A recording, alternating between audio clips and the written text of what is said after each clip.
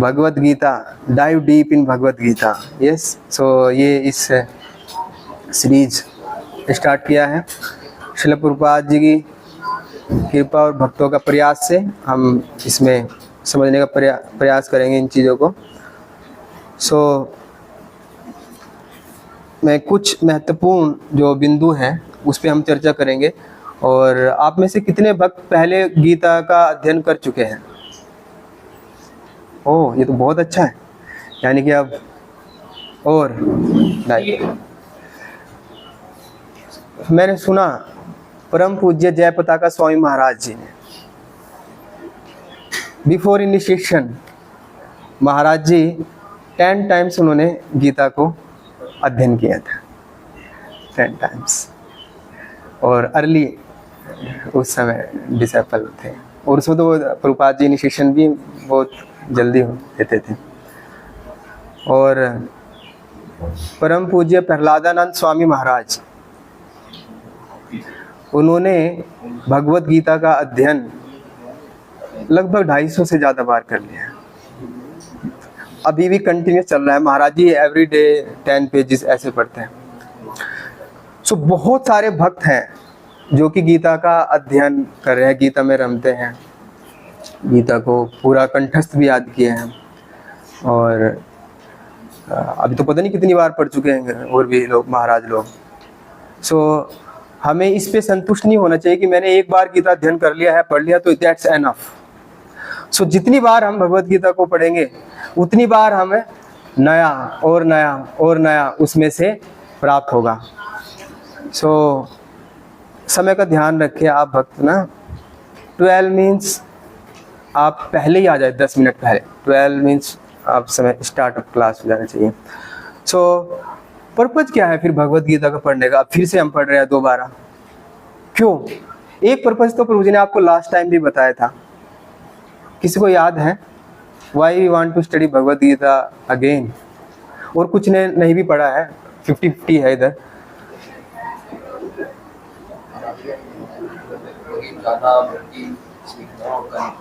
भक्ति जानना, भक्ति सीखना, भक्ति करना। ओके, और कोई क्या उद्देश्य है पढ़ने का?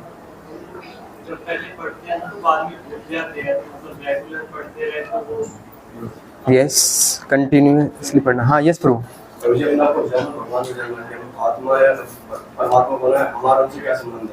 तो जान लिया आपने। हम आत्मा है, कृष्ण परम भगवान है, और जीव का कार्य भगवान की सेवा करना। पहली बार में जल्दी से आपको प्रॉपर समझ में नहीं आता ना, आपको अध्ययन बार करना होता है, इससे और आप इसको समझ पाते। Okay, good. और कोई? ये हमारा मैनुअल है, मतलब हमारे लाइफ का मैनुअल है, और हम इसको ही पढ़ के अपना लाइफ सही से सही दिशा में डायरेक्शन ले जा सकते हैं। हाँ, वास्तव में करना क्या है। Okay, life manual. हाँ, चेतना को शुद्ध करने के लिए।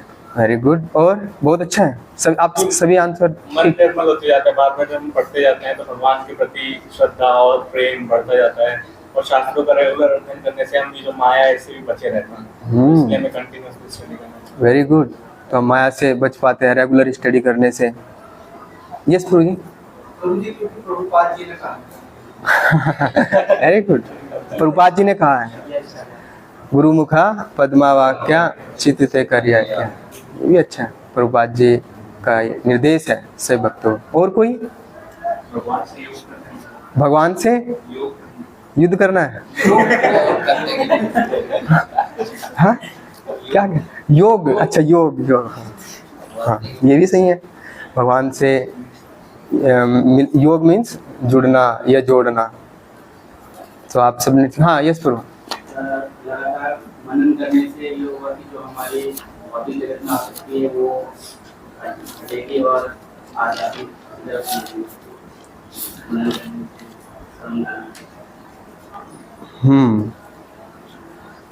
मनन करने से हमारा जो भौतिक आसक्ति है वो कम होगी, भगवान में बढ़ेगी प्रीति, भगवान में प्रीति बढ़ेगी। Yes, that's also right. So हम अपने लेवल पे बात करें तो हमारा उद्देश्य है, जो प्रभु जी ने आपको दिया भी था लास्ट टाइम, बिकॉज आपके पास में जो सीट है कुछ भक्तों के पास में सीट गया है 18 चैप्टर्स का। सो आप पहले भी every week almost 1 chapter complete होता था। 18 chapter, 18 weeks, 18 hours, auditorium, Saturday, और आपने किया। तो फिर ऐसा लग सकता है कि यहाँ पर फिर से एक बार वही चीजें हो रही है, क्योंकि आज भी तो एक ही अध्याय पूरा होगा और वही 1 आवर में। ये क्या फिर से गोल गोल घुमा के उधर ही ला रहे हैं? और एक बार नहीं, ऐसा 2 बार घुमाया, तीसरी बार भी घुमाया हमको, अब फिर चौथी बार इधर संडे क्लास में भी है। सो पर्पज क्या है? सो इस बार स्पेशल पर्पज है क्योंकि हमने उपदेशामृत का जो अध्ययन किया और प्रभु जी ने बहुत सुंदर क्लासेस उसमें लिया।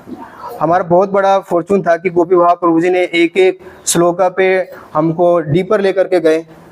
लेकिन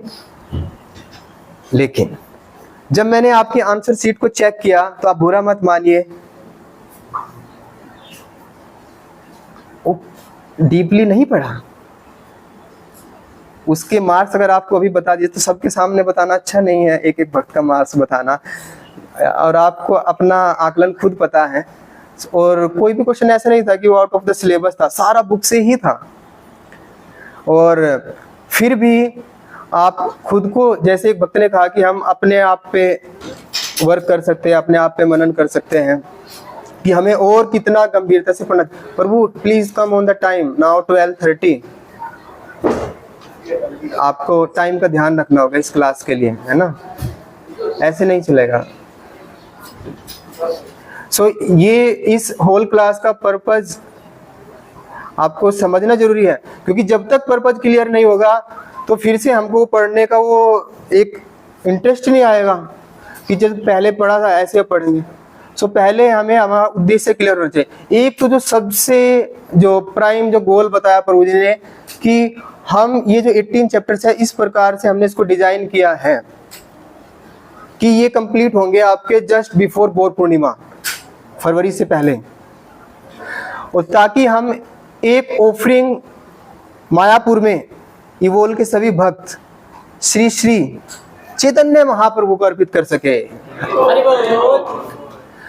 कि जब हम महाप्रभु पंच तत्व के सामने खड़े होंगे, सो क्योंकि चैतन्य महाप्रभु का आदेश था कि भजो कृष्ण, कहो कृष्ण, करो कृष्ण शिक्षा, है लाइक दैट।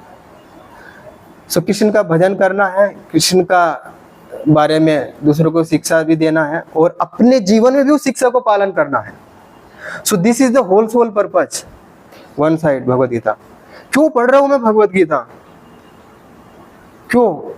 ताकि मैं इसको अच्छे से, जो मेरा भी साधना है, भक्ति है, मैं उसको और डीपली जा सकूं। भगवत गीता में जो 18 चैप्टर्स हैं उसमें पहले कर्म करने की कला को सिखाते हैं और फिर जो बीच के जो 6 अध्याय है वो कृष्ण के लिए कर्म करने की कला सीखी। तो किसके लिए कर्म करना है? कृष्ण के लिए। और अंतिम जो 6 अध्याय है कि फिर उसको व्यवहारिक जीवन में कैसे मैं अप्लाई कर सकूं, यानी कि ज्ञान के बारे में ज्यादा चर्चा है वहां पे। किस प्रकार से भौतिक प्रलोभन हमको हमारे लक्ष्य से हटा देते हैं, हमको भक्ति करने से रोकते हैं। सो ये जो भगवत गीता है, सो डेवलप हेल्दी रीडिंग हैबिट्स। एक तो कि हम जो शास्त्रामृत किया था तो उसका पर्पस था कि हम पुस्तकों का अध्ययन करें, लेकिन उसको भी ऑलमोस्ट 1 मंथ हो गया है और कुछ भक्तों बहुत सीरियसली सिंसियरली उस चीज को कर रहे हैं, लेकिन हम सभी उसको नहीं कर पा रहे हैं। तो इसलिए कि आपको एक वीक में ऐसे कि हर दिन अगर 5 पेजेस पढ़ेंगे मोटा मोटा, तो एक वीक के अंदर 35 to 40 पेजेस, और उसी में एक चैप्टर है, इतने में आपको एक चैप्टर हो रहा है।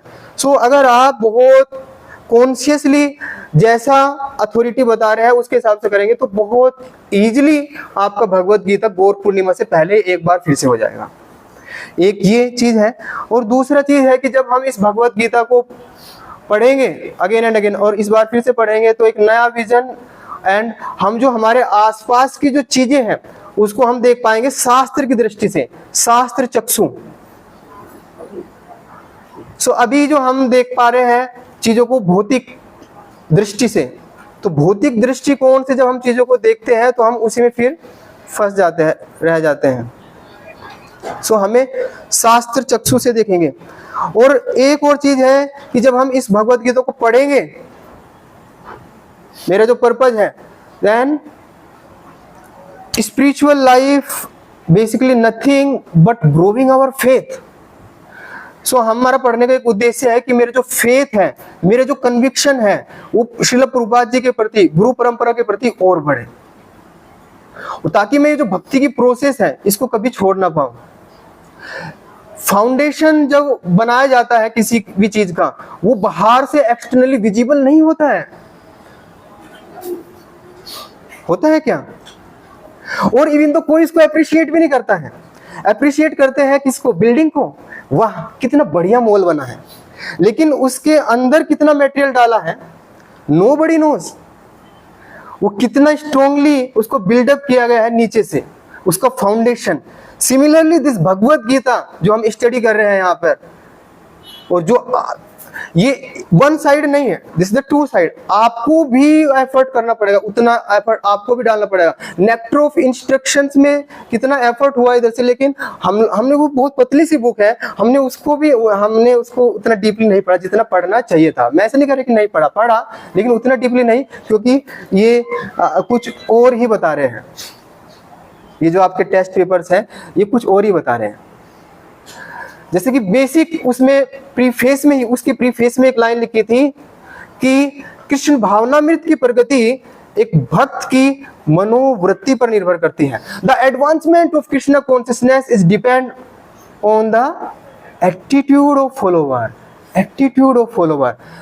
And Prabhu ji no one has written this word, attitude of follower. So इधर भी वही है। सो हम भगवत गीता की क्लास में आ रहे हैं, but what is my attitude, what is my intention, what is my consciousness, where is my focus? If I am giving my 2 hours here, then what am I getting? So this is also important. We have to understand all these things very clearly. और faith और conviction बढ़ेगा, और जैसे प्रभु जी ने बताया भी, introspection. तो हम अपना मनन कर पाएंगे कि क्या जो भगवान शिक्षा दे रहे हैं भगवत गीता में, मेरा जो जीवन है क्या उसके हिसाब से चल रहा है अभी या नहीं।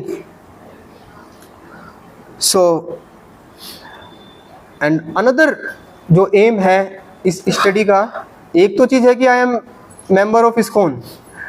कोई बार पूछते हैं कि मुझे मेंबरशिप कैसे मिलेगी इस्कॉन, कैसे मैं मेंबर बनूंगा, कैसे मैं इस्कॉन को ज्वाइन कर सकता हूँ, ऐसे तरह तरह की क्वेरीज होती हैं। तो जिस दिन आप फर्स्ट डे आए, आपने प्रसाद को ग्रहण किया, आप सदस्य हो गए प्रभुपाद के परिवार के। You are the member of Srila Prabhupada, you are the member of ISKCON. और बट इस बार की जो स्टडी है भगवद गीता, उसका एक और पर्पज है, we have to become the representative of ISKCON. ये आपको मैं जो बोल रहा हूँ कनेक्ट हो रहा है, समझ रेलिवेंट है कि नहीं, हम क्यों जा रहे हैं इसमें ना, पता चले सब गोलमाल हो जाए। अब पहले भी सुना है ना बहुत सारे कई बारी। So we have to become the representative of ISKCON through this study. ये पढ़ने के बाद में एक तो मुझे खुद को समझना है, फिर एक मैं ऐसा स्टडी करूँ, ऐसा अध्ययन करूँ कि मैं दूसरों को भी समझा पाऊँ ये भगवत गीता। सो ये कुछ पर्पज है, और डिजायर डेवलप हो कि मुझे प्रभुपाद जी ग्रंथों को पढ़ना है। और भगवत गीता के प्रस्तावना और इंट्रोडक्शन में प्रभुपाद जी एक चीज और मेंशन करते हैं कि भगवत गीता को अगर किसी को समझना है तो फर्स्ट थिंग है थ्योरेटिकली, भले ही चाहे उसको उस पर श्रद्धा हो या ना हो, उसको एक्सेप्ट करना है कि Krishna is the supreme personality of God है। एक बार श्रील प्रभुपाद जी को प्रवचन के लिए गीता समिति के द्वारा बुलाया गया, और जब प्रभुपाद जी वहां पर जाते हैं तो देखते हैं कि वहां पे भगवान का कोई चित्र नहीं, एक लैंप है और गुरु जी का फोटो है बस। एक बस दिया जला रखा है। तो प्रभुपाद जी गए, अरे इतना गीता समिति है, गीता के प्रवचन के लिए आपने निमंत्रण दिया, लेकिन यहाँ पे तो गीता बोली गई थी कृष्ण और अर्जुन के बीच में, लेकिन ना यहाँ पे कृष्ण है ना अर्जुन है, यहाँ पे तो बस एक दिया है, तो इसका क्या दिखता है? तो वो बोलते हैं कि प्रभु कि हम तो ज्योति, निर्विकार, निर्विशेष, यही उद्देश्य है। तो ये उसी को बस दिखाता है कि इसी पे ध्यान लगाओ। सो प्रभुपाद जी उसको देख करके इतना प्रसन्न नहीं होता है कि और एक इस संस्करण की इसलिए भी आवश्यकता पड़ी कि इस प्रकार से बहुत सारे एडिशंस हैं भगवत गीता के, और एक अपने अपना मनोधर्म, मनोकल्पना के आधार पर हम भगवत गीता को समझते हैं। जैसे कि एक व्यक्ति ने पूरा गीता का अध्ययन किया और गीता के अध्ययन के बाद बोले स्वामी कि प्रभु जी बात तो ठीक है, गीता में भगवान ने चर्चा की है कर्म योग की, भगवान ने गीता में बताया ज्ञान योग ही बताया, अष्टांग योग को बताया, और ध्यान योग भी बताया, भक्ति योग भी बताया, लेकिन मेरे हिसाब से ना कर्म योग श्रेष्ठ है। पूरा गीता पढ़ लिया, एंटायर गीता, और उसके बाद करें मेरे हिसाब से ना कर्म योग श्रेष्ठ है। सो इस प्रकार से गीता के अनेक अनेक अनेक संस्करण हैं जो कि गीता को अपने तरीके से तोड़ मरोड़ के प्रस्तुत कर रहे हैं। सो इसलिए भी हमें इस भगवत गीता यथारूप का अध्ययन बहुत जरूरी है कि बहुत ध्यान से किया जाए, ताकि हम समझ सके कि हमारे परंपरा का, प्रभुपाद जी का क्या मूड है। और जब प्रभुपाद जी ग्रंथ लिखते थे, यानी कि उस पर टिप्पणी करते थे, जैसे कि भगवत गीता या भागवतम पे देते थे, सो वो अपने मनोकल्पना के आधार पे नहीं बोलते थे या लिखते थे, टाइप करते थे। प्रभुपाद जी के सामने अनेक अनेक आचार्यों की टीकाएं होती थी, और उसको देख करके पहले उसको पढ़ते थे प्रभुपाद जी, और फिर टाइप करते थे आज के परिवेश को देखते हुए, वो सारी शिक्षाओं को उसमें देते थे। तो इसलिए भी कि प्रभुपाद जी का कितना इसमें कठिन परिश्रम है। और परम भगवान श्री कृष्ण के द्वारा ये बोला गया है, इसलिए जो पहला श्लोक है उसके तात्पर्य में एक बड़ी इंपॉर्टेंट लाइन लिखते हैं प्रभुपाद जी कि ये बहुपठित आस्तिक विज्ञान है। क्योंकि ये आस्तिक विज्ञान क्यों है? क्योंकि ये स्वयं परम भगवान श्री कृष्ण के द्वारा बोला गया है ये ज्ञान, तो इसलिए ये बहुत विशेष है। ये कुछ पर्पज थे जो हमें गीता का अध्ययन हम क्यों पढ़ रहे हैं। जब ये हमारे दिमाग में रहेंगी ये सारी चीजें, तो फिर हमारा उत्साह होगा कि हम इस गीता को पढ़ें, बार बार पढ़ें। नॉलेज, फिर उसके बाद में अंडरस्टैंडिंग, फिर उसके बाद में एप्लीकेशन, एक समझ आए मेरे को ये नॉलेज है, और फिर मैं उसको अपने जीवन में अप्लाई करूँ, साथ में दूसरों को भी दूँ। एंड द बेस्ट वे कि मैं गुरु परंपरा, श्रील प्रभुपाद और श्री चैतन्य महाप्रभु, उनको एक विशेष ऑफरिंग दूं कि यस मैंने भगवत गीता को लाइन बाय लाइन मैंने इसको पढ़ा है। ओके, सो पहला अध्याय शुरू किया जाए, आपकी अनुमति हो तो। यस, हरि बोल। बहुत थोड़ा हरि बोल है। सो पहला श्लोक भगवत गीता यथारूप से, अध्याय का नाम है कुरुक्षेत्र की युद्ध स्थल में सैन्य निरीक्षण, और इसको अर्जुन विषाद योग भी कहते हैं। आपको हर वीक कुछ श्लोकों का कोटा भी दिया जाएगा जो करना है आपको पूरा, तो सीरियसली करना पड़ेगा। जब करना ही है हमें तो फिर सीरियसली, हल्के फुल्के नहीं होगा। धर्म क्षेत्रे कुरुक्षेत्रे संवेतायुत्सवा माम का पांडवाश्चैव किम अकुर्वत संजया। सो जो श्लोक का उच्चारण है ये इतना महत्वपूर्ण है, इतना मधुर है कि अगर जहां पर भी इन श्लोकों का उच्चारण होता है, एक तो निश्चित रूप से बुद्धि शार्प होती है, आप सुने होंगे पहले भी, लेकिन जो वो वातावरण है वो भी शुद्ध हो जाता है। तो इसलिए आपको प्रतिदिन श्लोक का उच्चारण भी करना है। गीता पढ़ रहे हैं, है ना, तो घर पे कुछ श्लोक को डेली आप एक कार्ड पे लिख लीजिए, और फिर दिन भर उसको अपनी पॉकेट में रखिए, और उसको बीच बीच में देखते रहिए और उसको कई बार आप दोहराइए, पहले देख करके दोहराइए और फिर बगैर देखे उसको दोहराइए। तो इस प्रकार से आपको वो श्लोक याद हो जाएगा। और साथ में उसके शब्दार्थ और अनुवाद को देखें, फिर उसको आप ऐसे मेमोराइज कर सकते हैं बहुत अच्छे से। तो एक बार फिर से बोलेंगे, धृतराष्ट्र उवाचा धर्म क्षेत्रे कुरुक्षेत्रे संवेता युयुत्सवा माम का पांडवाश्चैवा किम अकुर्वत संजया। धृतराष्ट्र उवाचा धर्म क्षेत्रे कुरुक्षेत्रे संवेतायुत्सवा माम का पांडवाश्चैवा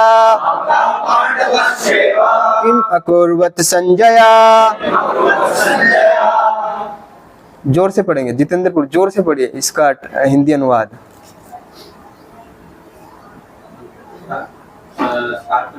नहीं, हिंदी अनुवाद। भाई बुक नहीं है। हाँ, इनका भी नाम जितेंद्र ही है, डबल जितेंद्र, जितेंद्र स्क्वायर। हाँ जी, नहीं, तात्पर्य प्रभुपाद जी देंगे, आप बस अनुवाद पढ़िए। धृतराष्ट्र ने कहा, हे संजय, धर्मभूमि कुरुक्षेत्र में युद्ध की इच्छा से एकत्र हुए मेरे तथा पांडवों के पुत्रों ने क्या किया? क्या किया? अच्छा, ओके। सो तात्पर्य भी इसका पढ़ना है। तो पहला श्लोक है, तो इसका आप ये तात्पर्य पढ़ेंगे, पेज नंबर 32 और पहला पैराग्राफ है, धर्म क्षेत्र शब्द सार्थक है। तो इसको अर्थ पढ़ेंगे। कौन पढ़ेंगे? इसको पढ़ेंगे, हाँ, अखंड प्रभु पढ़ेंगे।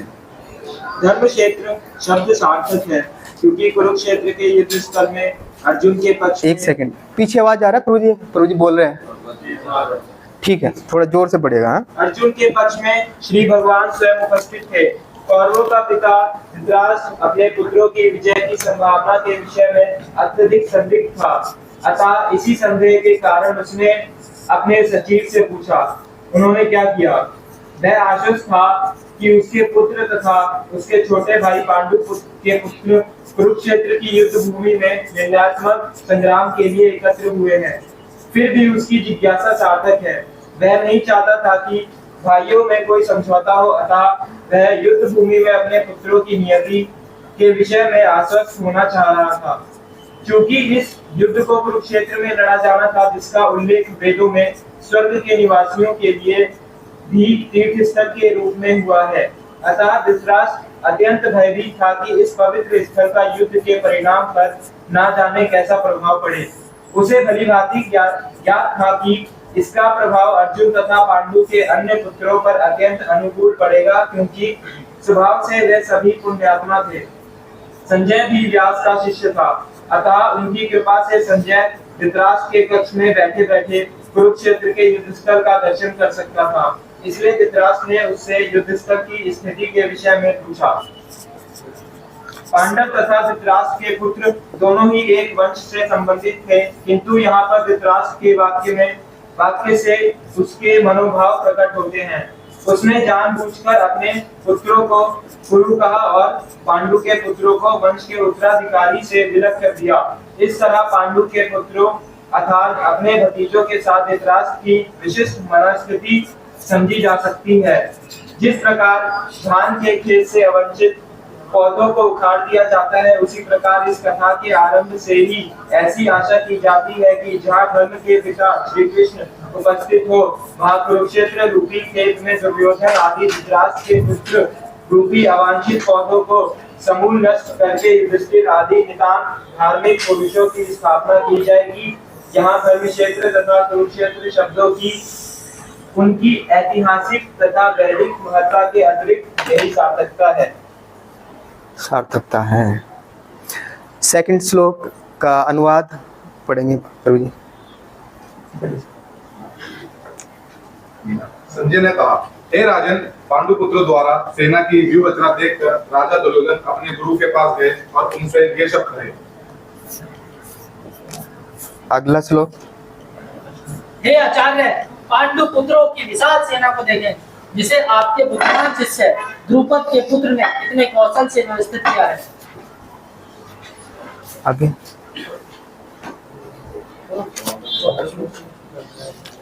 इस सेना में भीम तथा अर्जुन के समान युद्ध करने वाले अनेक वीर धनुर्धर हैं, यथा महारथी युयुधान, विराट तथा द्रुपद।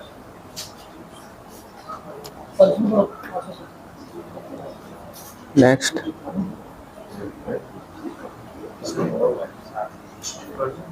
इनके साथ ही दृष्टकेतु, चेकितान, काशीराज, पुरुजित, कुंती भोज तथा शैत्य जैसे महान शक्तिशाली योद्धा भी हैं। नेक्स्ट। पराक्रमी युद्धामन्यु, अत्यंत शक्तिशाली उत्तमौजा, सुभद्रा का पुत्र तथा द्रौपदी के पुत्र, ये सभी महारथी हैं। किंतु हे ब्राह्मण श्रेष्ठ, आपकी सूचना के लिए मैं अपनी सेना के उन नायकों के विषय में बताना चाहूंगा जो मेरी सेना को संचालित करने के विषय में रूप में निपुण है। मेरी सेना में स्वयं आप। नो, कोई दूसरा। अनदर। मेरी सेना में स्वयं आप, भीष्मकर, कृपाचार्य, अश्वत्थामा, विकर्ण तथा सोमदत्त का पुत्र बलि, शाकुर आदि हैं, जो युद्ध में सदैव विजयी रहे हैं। ओके, कोई और? ऐसे अन्य अनेक वीर भी हैं जो मेरे लिए अपना जीवन त्याग करने के लिए आदत हैं। वे विभिन्न प्रकार के हथियारों से सुसज्जित हैं और युद्ध विद्या में निपुण हैं। रो वाइज चलेंगे तो अच्छा रहेगा, है ना? इधर से पढ़ लिया सभी ने? अब पढ़े दीपांशु। हमारी शक्ति अपरिमेय है और हम सब पितामह द्वारा भलीभांति संरक्षित हैं, जबकि पांडवों की शक्ति भीम द्वारा भलीभांति संरक्षित होकर भी सीमित है। अतएव सैन्य में अपने अपने वाचों पर खड़े रहकर आप सभी भीष्म पितामह को पूरी सहायता दे। ओके, एक और पढ़ लीजिए। तब कुरुवंश के वयोवृद्ध परम प्रतापी एवं वृद्ध पितामह ने सिंह की गर्जना सी ध्वनि करने वाले अपने शंख को उच्च स्वर में बजाया, जिससे दुर्योधन को हर्ष हुआ। यस, सो आपने श्लोक संख्या 1 से श्लोक संख्या 12 तक 13 तक पढ़ लिया है ना? सो 13 भी पढ़े। दूसरी ओर से श्वेत। नहीं, जिसने एक बार भी नहीं पढ़ा ये पूरी उसका। तत्पश्चात शंख, नगाड़े, बिगुल, तुरई तथा सिंह सहसा एक साथ बजे थे। वह समवेत स्वर अत्यंत कोलाहलपूर्ण था। ओके, सो आपने देखा कि मुश्किल से कितना समय लगा इसको पढ़ने में? 12 श्लोक तक 5 मिनट से भी कम। सो ये अध्ययन करने का एक तरीका है। जब भी आप कोई अध्याय को पढ़ना है तो पहले क्या करिए, आप उसके सारे अनुवाद को एक बार पढ़ लीजिए, ट्रांसलेशन कि उसमें है क्या, मोटा मोटा आपको एक आइडिया हो जाएगा। देन फिर आप श्लोक, देन फिर उसका अनुवाद और फिर तात्पर्य को छोड़ना नहीं है कि चलो हो गया गीता, 5 मिनट में एक अध्याय पूरा, होमवर्क कंप्लीट। नहीं, ये पूरा एक श्लोक को एक लाइन बाय लाइन हमें जाना है। सो मैंने यहाँ पे कुछ लिखा है, आपको सभी को दिखाई दे रहा है क्या? ये पीछे कुछ नहीं दिख रहा? थर्ड नंबर नहीं दिख रहा है। ओके, अच्छा ठीक है, मैं ना बोलूंगा तो पूरा अध्याय यही है बस, जो यहाँ पे आपको बोर्ड पे आ गया। कुछ एक्शन करेंगे तो उससे आपको ये पूरा का पूरा अध्याय तैयार हो जाएगा। आपको सोते हुए भी उठाए कि क्या है 1 से 12 में, तो आप एकदम से आपको रिकॉल हो जाना चाहिए। ठीक है, आर यू रेडी? ठीक है, तो पहला लिखा है युद्ध की तैयारी। सो वो तो हम हिंदी में इंग्लिश में दोनों में ही बोलेंगे, ठीक है? सो आपको कुछ एक्शन करना है। So ready? लग नहीं रहा है? ओके, युद्ध की तैयारी। इतने में नहीं काम बनेगा, सबको करना होगा एक्शन, सबको याद है, करना है नहीं करना है आपको, ये डीपर जाना नहीं जाना है। ओके, सो युद्ध की तैयारी। इनको नहीं करनी है तैयारी आपको भी करना है, ठीक है? Preparation of war, preparation of war, preparation of war, युद्ध की तैयारी। ओके, सो श्लोक संख्या 1 से श्लोक संख्या 13 तक क्या है? एक्शन के साथ। Yes, very good. सेकंड, हाँ, साइन ऑफ विक्ट्री। सभी एक छोड़ दे रहे हैं। आपको क्या दिक्कत है? आपको नहीं चाहिए विजय? Okay, sign of victory, sign of victory, विजय की चिन्ह। ठीक है। श्लोक संख्या 14 to 22, 14 से 22 में, या एक श्लोक आगे पीछे भी हो सकता है, क्योंकि मेरी जो स्मरण शक्ति थी तो मैंने वहां से अभी लिखा है, ये थोड़ा आप देख लीजिएगा उसको, इसलिए मैंने ऑडियो कराया है, वीडियो नहीं। इधर उधर गड़बड़ हो गया। ओके, नाउ नेक्स्ट, भगवान की एंट्री कैसे होती है, वो तीसरा है। कृष्ण की, भगवान श्री कृष्ण की भक्त वत्सलता। बोलिए, भगवान कृष्ण की भक्त वत्सलता। बट आपने एक्शन तो कुछ किया नहीं। ओके, भगवान की भक्त वत्सलता, नहीं, थोड़ा वत्सलता दिखाना पड़ेगा। भगवान की भक्त वत्सलता, भगवान की भक्त वत्सलता, कृष्णा एज ए भक्त वत्सल। प्रभु जी आप लास्ट में वो लिख लेना, बाद में वो हो जाएगा, इसका करके ऐसे भेज भी देंगे, वो क्लिक करके। तो आपको भी एक्शन करना, प्रभु जी आपको भी, ठीक है। कृष्णा एज ए भक्त वत्सल, भगवान की भक्त वत्सलता। एंड द लास्ट वन, ये श्लोक संख्या 23 से श्लोक संख्या 27 तक या 26 तक हम लोग इसमें जाएंगे। And the last one, Arjuna's doubt. बोलिए एक बार। हाँ, सो आपको एक्शन करना है लाइक दिस, अर्जुना's डाउट। ए जितेंद्र, आप करते क्यों नहीं हो?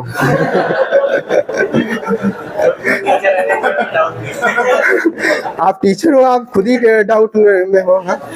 चलो फिर से, अर्जुना's डाउट, अर्जुना's डाउट, अर्जुन के संदेह। सो ये है श्लोक संख्या 28 से और अंत तक हम जाएंगे। सो आपको मोटा मोटा पता है कि इस अध्याय में हम क्या चर्चा करने वाले हैं। पहला, प्रिपरेशन ऑफ वॉर। सेकंड, विजय के चिन्ह। तीसरा, Krishna as a bhakta Vatsal and अर्जुना's doubt. याद रहेगा? बस खत्म पहला अध्याय। हम चलते हैं। नहीं, अभी थोड़ा डीपर थोड़ा चर्चा कर लेते हैं। सो ओके, सो आपने अभी ये पेज नंबर 32 पर प्रभु जी ने कुछ पढ़ा था, तो उसमें हम देखेंगे कुछ महत्वपूर्ण शिक्षाएं। ठीक है। सो पहले श्लोक में धृतराष्ट्र जी बोल रहे हैं, धृतराष्ट्र जी, और बैड क्वालिटीज तो समझ आ रही है मोटा मोटा इसमें, बट इसमें गुड क्वालिटीज भी है। ओके, कहाँ कहा गया? धृतराष्ट्र जी को। अच्छा, मुझे नहीं, वो तो अगले श्लोक में है, वो उनको बोला गया है, दुर्योधन जी को बोला गया हुआ। सो हम अभी पहले ही श्लोक पे हैं। सो पहला जो गुण है, वो गुण अगर हम सब में आ जाए तो आसक्ति नहीं, उनके उस गुण से आसक्ति होना। सो आपको क्लियर हो जाएगा। आप देख रहे हो कि वो पूछ रहे हैं कि मेरे तथा पांडु के पुत्रों ने क्या किया। तो प्रभुपाद जी आपने देखा होगा इस श्लोक के अंतिम तात्पर्य में लिख रहे हैं कि जो उथल पुथल है, यहाँ से एक चीज तो क्लियर है कि धृतराष्ट्र के मन में बहुत उथल पुथल चल रही है, बहुत गड़बड़ चल रहा है उनके मन में, और उन्होंने अलग कर दिया पहले ही, मेरे और पांडु के पुत्रों ने क्या किया, ये बोला है, मेरे और पांडु के पुत्रों ने। जबकि एक प्रकार से देखा जाए तो दोनों एक ही परिवार के हैं, उसी कुरुवंश से हैं। तो अपने पुत्रों को बुला रहे हैं कौरव, और जो उनके भाई हैं पांडु, उनके पुत्रों को, मतलब मेरे पांडु के पुत्रों ने क्या किया। सो उन्होंने पहले ही उनको अलग कर दिया, जबकि वो एक ही परिवार है। और दूसरा जो गुड क्वालिटी क्या है, ये तो बैड क्वालिटी हुआ। गुड क्वालिटी है यहाँ पर कि उनकी सुनने की बहुत इच्छा है, श्रवणम। So this is the first thing first and foremost thing in the bhakti सर्वनाम। भक्ति की 9 विधियों में जो पहली जो विधि है वो है सर्वनाम। दिक्कत क्या है हमारी साथ में, हमारा हियरिंग का डोज बहुत कम है। बाहर का कितना ही पूछो, क्रिकेट में क्या चल रहा है जी, अभी दिल्ली में मुख्यमंत्री कौन है जी, और बाहर किसका स्ट्राइक रेट बढ़ रहा है, तो वो सब फिल्म कौन सी आई नहीं, तो ये सारा चीजें हमको पता है। लेकिन भक्ति में, उस अध्याय में, उस भागवतम में, उस कथा में क्या शिक्षा था, क्या स्टोरी था, क्या उसका प्रैक्टिकल एप्लीकेशन था, वो नहीं सुना, या सुन के भी अनसुना कर दिया। तो एक गुड थिंग हम यहाँ से ले सकते हैं, धृतराष्ट्र के मन में अनेक चीजें चल रही है, लेकिन उसकी एक इच्छा है सुनने की। वो सुनना चाहता है कि मेरे और पांडु के पुत्रों ने क्या किया। और आपको बैकग्राउंड सभी भक्तों को पता ही है, तो वो चर्चा हो भी गया है पहले। तो यहाँ पर ये उपस्थित है कुरुक्षेत्र के युद्ध स्थल में, और जो उनको उथल पुथल है, उस उथल पुथल में एक जो चीज़ हम देख पा रहे हैं, इस पैर जो प्रभुपाद जी का जो तात्पर्य है, अगर हम इसमें डीपली स्टडी करेंगे तो वो 4 भावनाओं से गुजर रहा है, 4 फीलिंग्स है।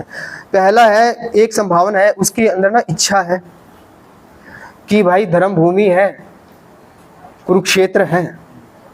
कुरुक्षेत्र धर्म भूमि इसलिए भी है क्योंकि उन्हीं के जो वंश कुरु के नाम पे ये पड़ा है, और राजा कुरु जो रहे पहले, उन्होंने बहुत तपस्या किया था, और फिर उनको प्रसन्न किया जब देवताओं को, तो उन्होंने आशीर्वाद प्राप्त किया कि यहाँ पे जो भी कार्य हो उसका बहुत मंगल परिणाम हो। तो इसलिए सभी लोग वहाँ पे एकत्रित हुए। और कुछ लोगों का कहना है कि भैया ये सब मन गढ़ंत रचना है, कुरुक्षेत्र है ही नहीं, ये सब अपने मर्जी से बना दिया। तो आप लोग तो जानते हैं दिल्ली से 3 घंटे की दूरी पर कुरुक्षेत्र है, और हम लोग 12 और 13 अक्टूबर को उधर जा भी रहे हैं, हमारा यात्रा भी है, और वो स्थान आज भी मौजूद है। उसको ज्योतिर्सार, जहाँ पे भगवान श्री कृष्ण ने उपदेश दिए थे अर्जुन को, और भी अनेक अनेक लीला स्थलियों जो वहाँ पर है, वहाँ पे हम जाएंगे। और साथ ही साथ में उसमें बहुत ग्रेट लर्निंग भी होगा सभी भक्तों के लिए, क्योंकि वो यात्रा हो रही है हिज ग्रेस सर्वप्रिय प्रभु जी के द्वारा। वो हमारे साथ में रहेंगे, पहली बार ऐसे फुल प्लेज 2 डेज मिलेगा, और प्रभु जी उसमें भक्तों को गाइड करेंगे कि किस प्रकार से आप गाइड करेंगे आगे, फैसिलिटेट। जैसे गीता है ना, गीता समझना भी और फिर समझाना भी है। तो यहाँ पे भक्त है, आप सभी एक प्रकार से लीडर्स, उभरते सितारे ये बोल के, और तो बहुत बड़ा एक रिस्पॉन्सिबिलिटी भी है हम भक्तों के ऊपर कि हम जो आगे जो फिर भक्त आ रहे हैं, कैसे हम उनको भी अच्छे से हम इस शिक्षा को आगे जो प्रभुपाद जी के द्वारा हमको प्राप्त हो रहा है, भक्तों के द्वारा हमें प्राप्त हो रहा है, हम उसको आगे कैसे दे। और सो इसलिए उस यात्रा में भी, कुरुक्षेत्र यात्रा में भी आप सबको चलना है। सो निमंत्रण ही नहीं, ये अनिवार्य है।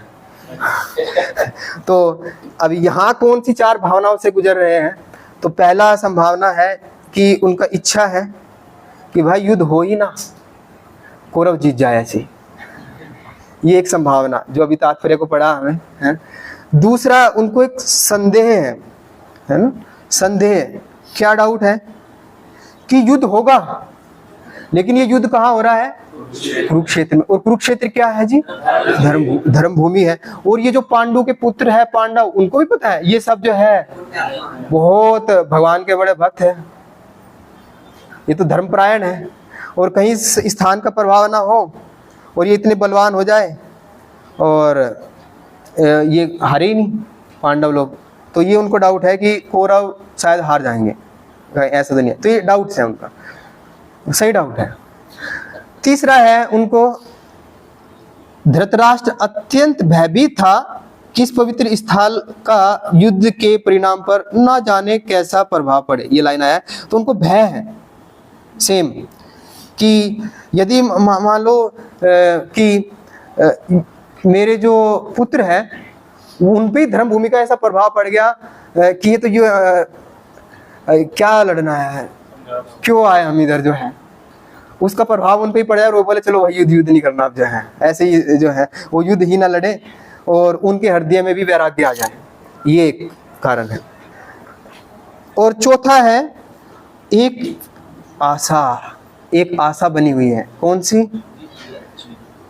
कि युद्ध ना हो और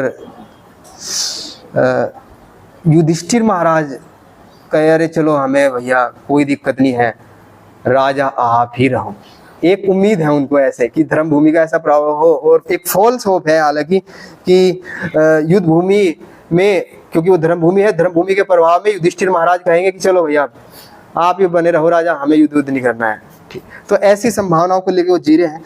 लेकिन बड़ी जल्दी ही, जैसे भी श्लोक पढ़े तो संजय धीरे धीरे सारे पत्ते खोल देते हैं। संजय कौन है? उनके सेक्रेटरी है। और वास्तव में देखा जाए तो ये जो संवाद है पूरा भगवत गीता का, ये अर्जुन और कृष्ण के बीच नहीं, ये धृतराष्ट्र और संजय के बीच हो रहा है, वो बता रहे हैं इसको। सो दिस इज अनदर थिंग जो इसमें है। सो और ये जो धृतराष्ट्र है, प्रभुपाद जी तात्पर्य में लिख रहे हैं कि धृतराष्ट्र जन्म से अंधा था, लेकिन वो आध्यात्मिक रूप से भी अंधा था। किस वजह से? आसक्ति। ये जो अटैचमेंट है इतना स्ट्रोंग होता है कि ये व्यक्ति को कुछ नहीं देखने देता कि क्या सही है और क्या गलत है, और उससे ऐसी ऐसी चीजें करा बैठता है, उसको भी नहीं पता होता, और कौन से खड्डे में जाके वो गिर जाए नहीं मालूम। अब देखिए पूरा गीता तो धृतराष्ट्र जी भी सुनेंगे, लेकिन उसके अंदर जो आसक्ति है, जो उसके अंदर लोभ है, उसकी अपनी जो महत्वाकांक्षाएं हैं, उसकी जो इच्छाएं हैं, उसको पूरा करने के लिए इतना स्वार्थ प्रेरित हो जाता है व्यक्ति कि वो अपने पुत्रों की बलि भी चढ़ा देगा इसमें। राइट। सो आसक्ति, और ये भौतिक आसक्ति ही चिंता का कारण बनती है व्यक्ति की, और व्यक्ति को धर्म के प्रति अंधा बना देती है। सो हमारे जीवन में भी हम देखें, हम कहीं ना कहीं अटैच होते हैं और बहुत सारी एक्सपेक्टेशंस होती हैं, और उन फॉल्स एक्सपेक्टेशंस, उन आसक्ति के कारण हमें अनेक अनेक दुखों का सामना करना पड़ता है। सो बोलते हैं ना, आशा ही निराशा का कारण है, फॉल्स होप। सो ऐसे ही यहाँ पर धृतराष्ट्र भी फॉल्स होप रखे हैं। तो ये कुछ यहाँ पर है जो उसके हैं, मैं और मेरा की भावना यहाँ पे स्पष्ट नजर आ रही है। और धृतराष्ट्र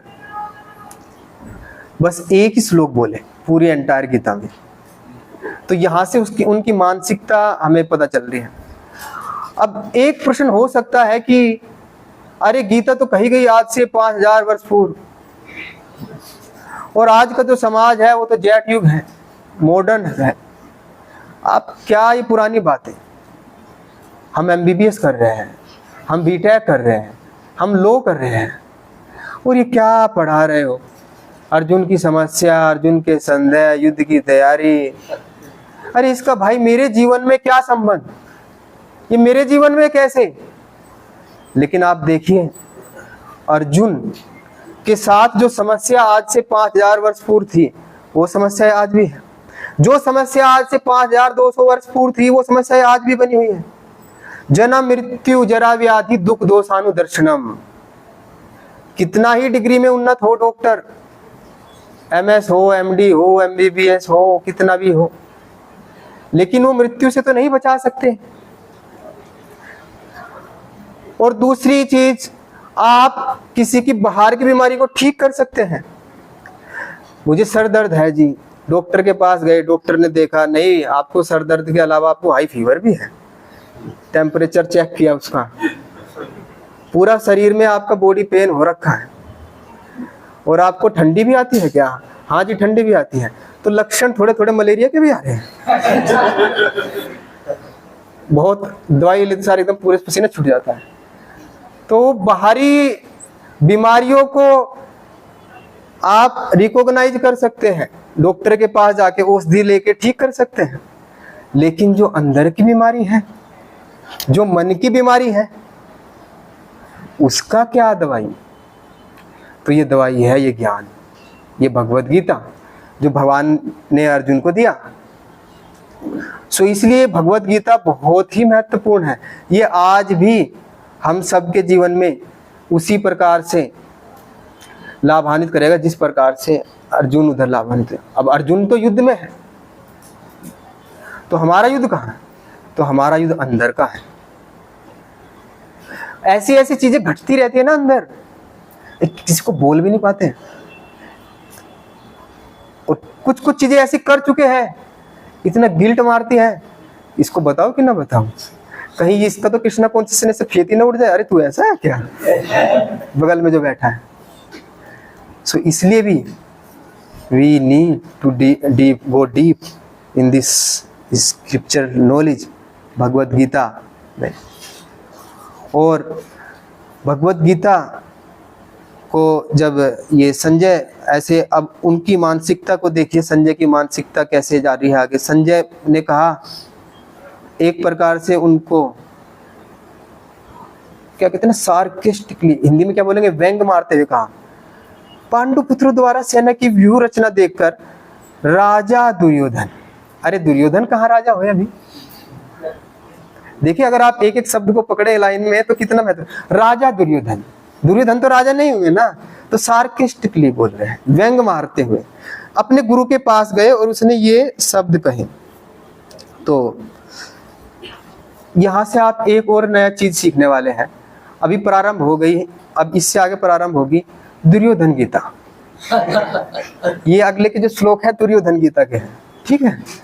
तो क्या करें, डिप्लोमेसी में इतना नंबर 1, भाई किसी को राजनीतिज्ञ बनना है ना, चापलूसी सीखना है ना, तो दुर्योधन से सीखा जा सकता है। क्या हाई क्लास डिप्लोमेसी। अब तीसरे श्लोक में कह रहे हैं, हे आचार्य, आप पांडु पुत्रों की विशाल सेना को देखें जिसे आपके बुद्धिमान शिष्य, अरे बुद्धिमान शिष्य द्रुपद के पुत्र ने इतने कौशल से व्यवस्थित किया है। तो तात्पर्य की पहली लाइन पढ़ेंगे, उधर से यस प्रभु आप पढ़ेंगे, बुक साथ में होना चाहिए आपके।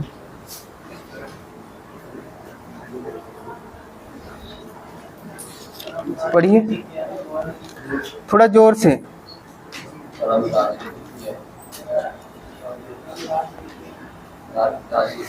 चलो प्रसाद मिलेगा। आप पढ़िए आगे।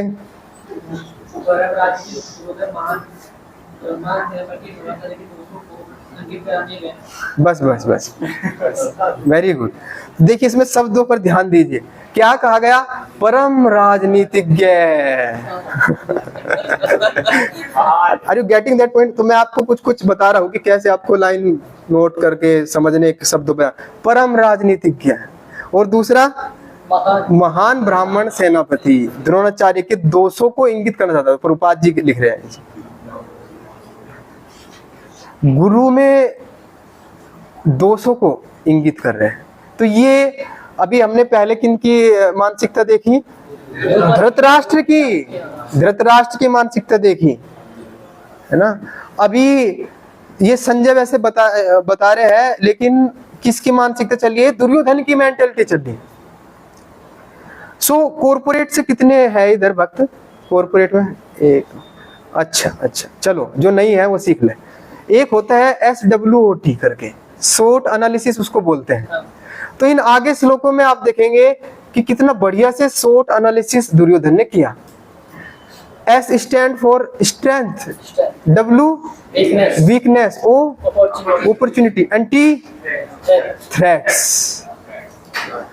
तो क्या शक्ति है और क्या कमजोरियां हैं और क्या क्या अवसर हैं और किन किन से खतरा है, बस। अब आगे दुर्योधन गीता वही है। तो थोड़ा स्पीड से, गति को, समय को ध्यान में रखते हुए देखो, इतने कौशल से व्यवस्थित किया है। तो ये कथा आप जानते हैं ना, प्रभुपाद जी इसको तात्पर्य में लिखे भी है कि ये असल में द्रोणाचार्य जी और द्रुपद जी जब शिक्षा एक साथ ही लिए थे, और द्रुपद कहे थे वो राजा थे, तो राजा हो गए, ये ब्राह्मण हो गए। और इनका एक समय इतना था, बहुत गरीबी का समय था। इनके जो पुत्र थे अश्वत्थामा, इवन तो वो दूसरे बच्चों को देखते थे तो दूध पीते थे, तो कहते मैया मेरे को भी दूध पीना है। मामा तुम कहाँ से लाए हो, तो रोते थे, इतना गरीबी का हालत था, इतना गरीबी था। तो फिर उन्होंने चूना, वो आटा का जो होता है उसको घोल करके वो उसको दिया, और फिर उनसे भी देखा नहीं गया कि आपके तो मित्र है ऐसे, जाओ उनके पास। तो जब ये गए तो द्रुपद ने उनका तिरस्कृत किया, अपमान किया एक प्रकार से, कि बराबर साथ में होती है मित्रता तो भाई, और वहां से अपमान हुए। फिर इन्होंने शिक्षा जब दिया आगे कौरवों और पांडवों को, तो फिर उन्होंने गुरु दक्षिणा में कहा कि ऐसे ऐसे घटना हुई थी, आप द्रुपद को बंदी बना के लाओ, उनको दंड देना है। तो कौरव गए थे, वो तो हार गए थे। फिर पांडव उनको पकड़ के लेकर के आए थे और गुरु के सामने किया, तो बस उन्होंने कहा बस बस बस हो गया, जाओ वापस। तो एक प्रकार से एक क्षत्रिय के लिए अपमान है, इसको बंदी बना करके ऐसे ले लिया जाए। तो उसी प्रतिशोध में उन्होंने फिर यज्ञ किया, और वहां से द्रौपदी और ये जिनका नाम आया अभी धृष्टद्युम्न, जो उनके पुत्र थे, वो पैदा हुए। और फिर यहाँ पे देखो महान, ऐसा है ना, महान ब्राह्मण सेनापति, क्योंकि सेनापति द्रोणाचार्य जी है, अभी वो ले रखा है कमांड। सो उनके पास गए और उनको बोला आपके बुद्धिमान शिष्य है, आपने उनको किया है ना ट्रेंड, अब देख लो योर ट्रेनिंग। और कहाँ खड़ा है वो, आप ही के विपक्ष में खड़ा है, गुरुद्रोही हो गया है। तो ऐसे करके मतलब इनडायरेक्टली उनको भी टोंट बोलते हैं ना, टोंट कस रहे हैं उसमें। हाँ, हमारे टोंट अलग होते हैं, यहाँ पे टोंट अलग है भाई। एक किसी ने ज्यादा रसगुल्ले खाए, यार रसगुल्ले बहुत कम खाए, तो हमारे टोंट कुछ अलग है। तो लेकिन इनके भी यहाँ पे कह रहे आपके बुद्धिमान शिष्य द्रुपद के पुत्र ने। सो अब देखो ब्राह्मण का कितना उनका हाई कैरेक्टरिस्टिक्स है, उनको पता भी है सारी चीजें कि द्रुपद के पुत्र है, बट जब वो उनके पास शिक्षा के लिए आए तो उन्होंने मना नहीं किया। कितना हाई कैरेक्टर होता था, कितना हाई वैल्यूज था पहले। सो फिर कह रहे हैं कि आप ना युद्ध में सजग रहो, तात्पर्य में प्रभुपाद जी लिख रहे हैं। और फिर आगे किस किस से उसको खतरा है, कहाँ कहाँ पे वीकनेस है, तो वो बता रहे हैं। सबसे पहले वो नाम ले रहे हैं भीम का। भीम खड़े हैं उधर, भीम से उनकी बचपन से ही थी 9 तो 11। सो भीम तथा अर्जुन के साथ, अर्जुन का भी नाम लेते हैं, लेकिन सबसे पहले किसका नाम लेते हैं, भीम का नाम लेते हैं, क्योंकि भीम ने प्रतिज्ञाएं किया था। हाँ, 3 प्रतिज्ञाएं कौन कौन सी, एक एक करके बताएं। हाँ प्रभु जी बताएंगे। हाँ दुशासन, क्योंकि पकड़ा था उनके केसों को, तो वो उन्हीं के जो हृदय है उससे उनको स्नान करेंगे द्रौपदी। हाँ वो बताएंगे प्रभु जी फर्स्ट टाइम। हाँ उन्होंने प्रण किया था जब वो उनको लाए थे सभा में, तो क्योंकि वो पूरा बौखला गए थे एकदम भीम ना, तो उन्होंने कहा था कि जिस ये वो ऐसे करके उसको जांग पे रखे थे ना, ऐसे करके बुला रहे थे इधर बैठना है, तो बोले थे कि मैं इस जंगा को तोड़ दूंगा बहुत वेग से। और हाँ वेरी गुड। सो ये जो 100 के 100 पुत्र है, मैं 100 के 100 पुत्रों को मारूंगा। तो सबसे ज्यादा उनको जो भय था वो भीम से था, भीम प्रतिज्ञा लिए थे। तो यहाँ पे एक ये है, इसके साथ ही धृष्ट के ये फिर अन्य राजाओं के नाम दिए हैं, तात्पर्य में नहीं है श्लोकों में, फिर एक में है। और फिर अपना बता रहा है। अब भाई निराश हो गए यार, ये तो विपक्षियों का ही गुणगान किए जा रहा है, तो ऐसा होता है ना, बाकी लोग जो सुनने होंगे और इतना आवेश में तो डिमोरलाइज हो जाएंगे। कई बार होता है ना कि भक्तों का आपस में किसी दूसरे भक्त का गुणगान किया जा रहा है, ठीक है प्रभु जी आप उन्हीं से सेवा करा लो, हमको नहीं करनी। जब हम कुछ करते ही नहीं, करा लो उन्हीं से, है ना। सो कुछ तो वो भी समझ गए, अच्छा यार कहीं ऐसा ना हो कि निराश ना हो जाए।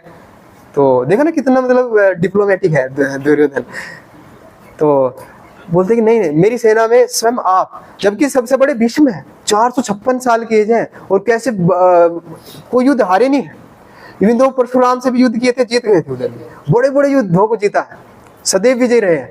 लेकिन क्योंकि द्रोणाचार्य को वो सेनापति है ना अभी, तो इसलिए मेरी सेना में स्वयं आप, देन भीम, और फिर अब कर्ण को भी तो लाया ना साथ में अपने, उनको तो पहले से उन्होंने बनाया हुआ है अपना।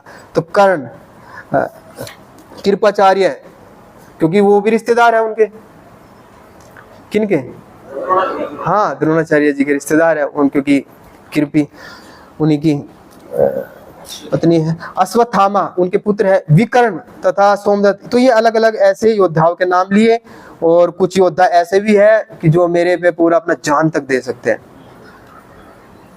वो इतना प्रेम करते हैं मेरे से, दुर्योधन बता रहे हैं।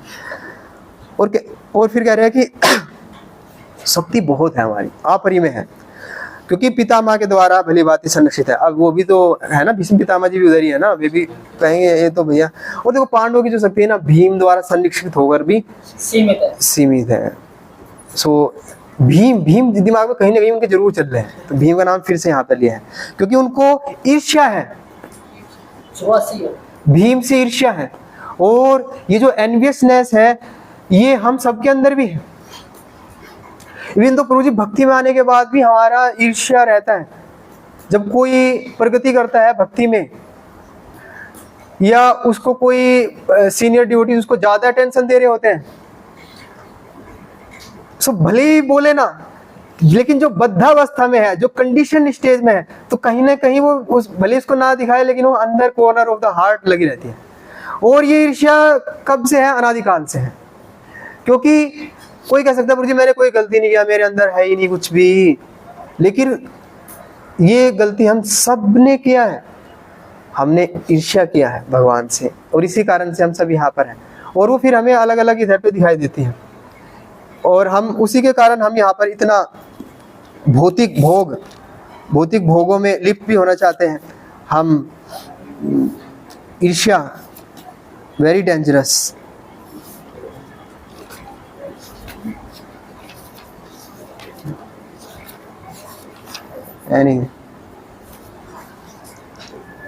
देन आगे ईर्ष्या और द्वेष से हमको बचना चाहिए इसलिए। किंतु साथ ही उसे दृढ़ विश्वास था कि भीष्म की उपस्थिति में उसकी विजय निश्चित है, क्योंकि भीष्म कहीं अधिक उत्कृष्ट सेनापति है। भीष्म का ऐसे गुणगान किए। और फिर कह रहे कि अच्छा बाकी भाई और सेना भी तो है ना, बड़े और भी तो सैनिक है ना उनके साथ में। कहे यार ये तो जो है ये बड़े बड़े लोग है ना, इन्हीं की तारीफ कर रहे हैं बस। ये जो सीनियर ड्यूटी है ना, ये जो कुछ थोड़े बड़े बड़े आगे रिस्पॉन्सिबल है ना, इन्हीं की तारीफ करते रहते हैं, तो हमारा तो कुछ लेना देना है। तो देखो यहाँ पे ये क्या डिप्लोमेटिक है, दुर्योधन क्या कर रहे हैं। देखो ये जो है ना भीष्म पितामह जी है, तो सब इनको पूरी सहायता करो, सब अपने अपने मोर्चे पर खड़े रहो। मतलब ऐसे नहीं कि चलो भीष्म पितामह है, अब दुर्योधन है, ये कर्ण जी है, अश्वत्थामा है, कृपाचार्य है, अब बाकी सब लोग सो जाओ, सो जी मजे करो। हमें नहीं, आप लोग भी, क्योंकि ये सब वृद्ध हो गए ना अभी, तो इनडायरेक्टली बहुत सारे चीजें हैं, एक एक श्लोकों पर कई घंटे चर्चा की जा सकती है वैसे तो। सो ये आपका वर्क है अब, कि आपको ऐसे लाइन बाय लाइन ऐसे मंथन करना, ऐसे जाना है चीजों में, डीपर जाना है, समझना। और उसको मेरे प्रैक्टिकल लाइफ में क्या चीजें हैं, तो जब पढ़े कि मेरे साथ में तो ऐसी समस्याएं हो रही है, जैसे यहाँ पे ईर्ष्या, यहाँ पे भय, तो हम सभी भयभीत है ना, हर किसी को चिंता है, हर किसी को तनाव की स्थिति है। और फिर आगे उन्होंने बता रहे हैं कि अगले श्लोक में कि परम प्रतापी वृद्ध पितामह ने सिंह की गर्जना से की ध्वनि करने वाले अपने शंख को उच्च स्वर से बजाया, जिससे दुर्योधन को हर्ष हुआ। तो पितामह को पता है कि युद्ध तो विजय किन की निश्चित है, लेकिन ये उनको बस प्रसन्न करने के लिए अपना युद्ध बजाया, क्योंकि वो समझ गए कि भैया अब शंखनाद किया जाए, सब मोर्चों पर खड़े हो जाए। अब खड़े हो जाए मतलब कि अब युद्ध प्रारंभ हो। और फिर साथ ही साथ में जैसे ही भीष्म पितामह ने शंख बजाया, तो फिर क्या हुआ, सारे के सारे शंख, नगाड़े, तुर्री, सींग होता है ना, वो जो भगवान श्री कृष्ण भी रखते थे ऐसे, वो सब बजने लगे। अच्छा ये जो ऐसे वाद्य यंत्र है, इनका बजना ये किसको इंडिकेट करता है? शंख बजना किस चीज को सूचित कर? हाँ शुभ, हाँ वेरी गुड, शुभता को है कि ये अब जो है शुभ कार्य होने वाला है। तो इस प्रकार से ये उन्होंने सब बजाया, अपने शंखों को बजा दिया। पूरा माहौल अब आप देख ही रहे हैं कितना बढ़िया हो गया, गरम गरम नहीं, अब युद्ध होने वाला है बस। तो ये उत्साह के लिए, सूचना देने के लिए दूसरी टीम को भी कि अब युद्ध शुरू होने वाला है जी, और संकेत कर रहे हैं कि भाई तैयार हो जाओ, अब आप भी, हमारी तरफ से मामला रेडी है, आप भी अपना रेडी हो जाओ। सो ये युद्ध की तैयारी। सो हैव यू रिमेम्बर क्या हुआ 1 से 13 श्लोकों में क्या हुआ? युद्ध की तैयारी। सो कर लीजिए एक बार से, युद्ध की तैयारी, युद्ध की तैयारी, प्रिपरेशन ऑफ वॉर।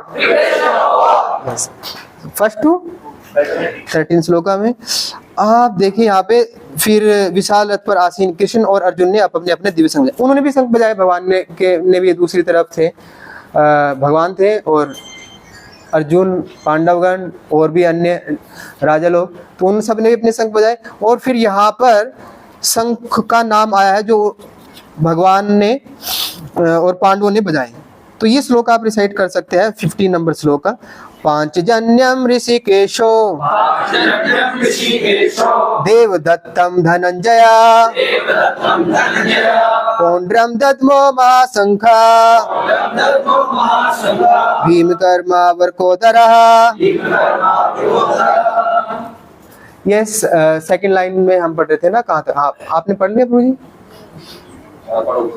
स्वयं प्रभु पढ़ा आपने? तो पढ़िए 15 नंबर श्लोक। सबके पास में बुक होना चाहिए, इंग्लिश में पढ़ लीजिए, हिंदी में पढ़ लीजिए, किसी में पढ़ लीजिए जो है आपका। भगवान कृष्ण ने अपना पांचजन्य शंख बजाया, अर्जुन ने देवदत्त शंख तथा अतिवेदी एवं अति मानवीय कार्य करने वाले भीम ने कौंडक नामक भयंकर शंख। हाँ, भीमकर्मा वर्कोदरा, भयंकर शंख बजाया, मतलब हैवी होगा एकदम। तो फिर आगे के श्लोकों में भी उनके नेम दिए हुए हैं, तो ये नेम आपको याद होने चाहिए। भगवान ने कौन सा शंख बजाया? सो आपने राधा पार्थसारथी उल्टर ध्यान से देखा है तो आपने पांचजन्य शंख का दर्शन किया कभी उधर? हाँ, सो वो शंख है पांचजन्य। और सो भगवान के जो भी पैरिफर्नेलिया है वो भगवान से अभिन्न है। सो दे आर आल्सो वर्शिपेबल, वो हमारे लिए पूजनीय हैं। जो भी भगवान से संबंधित है, भगवान के भक्त भी, इसीलिए आचार्य गुरुगण वो सब पूजनीय है। लेकिन कभी भी ऐसा नहीं होना चाहिए कि हम सोचे कि वो भी भगवान ही है। जैसे भक्त है, बोला था पूजनीय, तो उसको भगवान के समान बोला गया। जैसे कि प्रभुपाद जी जब दीक्षा देने वाले थे तो सब भक्त और ये कहा है साक्षात हरित्वेना समस्त शास्त्रेर, कि जो गुरु है वो हरि के समान है। तो कई भक्त डिस्टर्ब हो गए कि अच्छा, तो मतलब प्रभुपाद जी के प्रवचन में तो ये कहा है कि if someone say that he is God, he is not God, he is dog.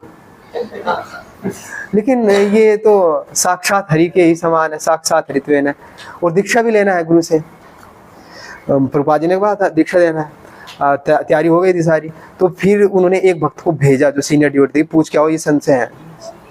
इसीलिए गुरु और शिष्य के बीच का जो रिलेशनशिप है, इसीलिए समय दिया जाता है इस फोन में कि आप भी अच्छे से जांच लो चीजों को, आप भी समझ लो। एकदम से हड़बड़ी में, जल्दी में कुछ भी डिसाइड नहीं करना चाहिए, खासतौर से ऐसे विषय को।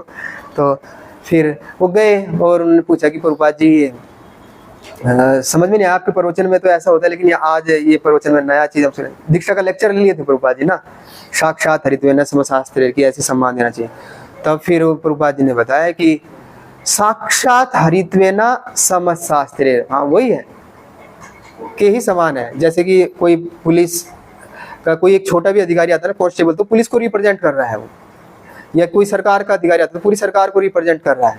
इसका मतलब ये नहीं कि वो प्रधानमंत्री जी हो गए या पूरी सरकार है, वो एक जस्ट एक काइंड ऐसे उसका प्रतिनिधित्व कर रहे हैं। तो इसी प्रकार से ये भी प्रतिनिधित्व करते हैं। तो गुरु हो गए, वैष्णव हो गए, शुद्ध वैष्णव की बात।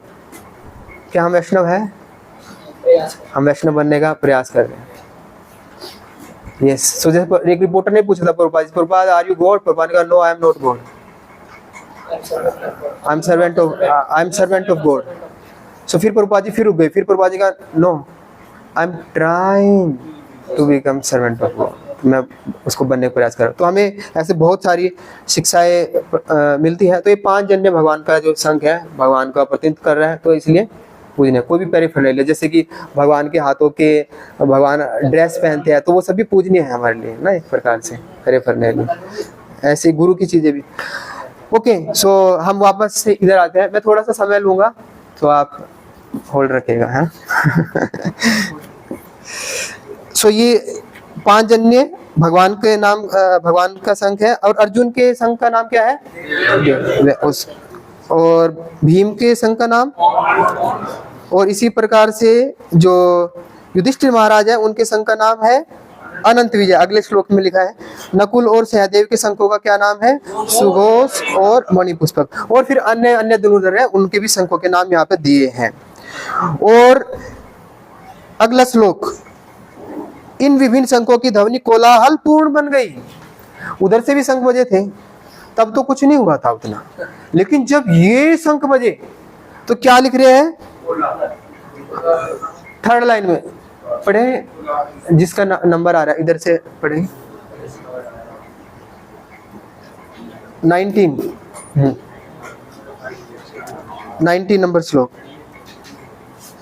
ओके, मैं ही पढ़ देता हूँ। इन विभिन्न शब्दों की ध्वनि कोलाहल पूर्ण बन गई, जो आकाश तथा पृथ्वी को शब्दमान करती हुई धृतराष्ट्र के पुत्रों के हृदय को विदीर्ण करने लगी। हृदय विदीर्ण हो गया। हृदय विदीर्ण मतलब एकदम पूरा ऐसे हो गया कि देखते होते हैं धक धक सी हो गई। ये क्या एकदम से इतना कंपन सा हो गया सब में, भाई ये क्या हो गया एकदम से। तो ऐसे ही जैसे, क्योंकि ये शंख ऑर्डिनरी शंख नहीं है, ये सब दिव्य शंख है, ट्रांसेंडेंटल, क्योंकि गिरिराज प्रभु ट्रांसेंडेंटल है ये सब शंख। जैसे जब भगवान का नाम लिया जाता है, अभी वर्ल्ड होली नेम फेस्टिवल भी है, आज कीर्तन मेला भी हो रहा है, कल इतना जबरदस्त हरिनाम संकीर्तन हुआ, क्या अद्भुत कीर्तन हो रहा था, गुंजायमान हो रहा था। और ऐसा कहते हैं कि जब उच्च स्वर से ये भगवान के नाम का कीर्तन होता है, भगवान का जप करते हैं सामूहिक रूप से, और ऊंचे स्वर में जब बोलते हैं, बोले सभी एक साथ, हरे कृष्णा कृष्णा कृष्णा हरे हरे, हरे राम राम राम हरे हरे। तो जो पाप के पंछी है वो उड़ जाते हैं, जैसे ताली बजाने होते हैं ना, ऐसे ही जितने पाप के पंछी हैं सब उड़ जाते हैं। तो क्योंकि होली नेम भी डिवाइन है, और ये जो शंख है ये भी डिवाइन है, भगवान से अभिन्न है। और ये हमारा दूसरा चल रहा है अभी, साइन ऑफ विजय के।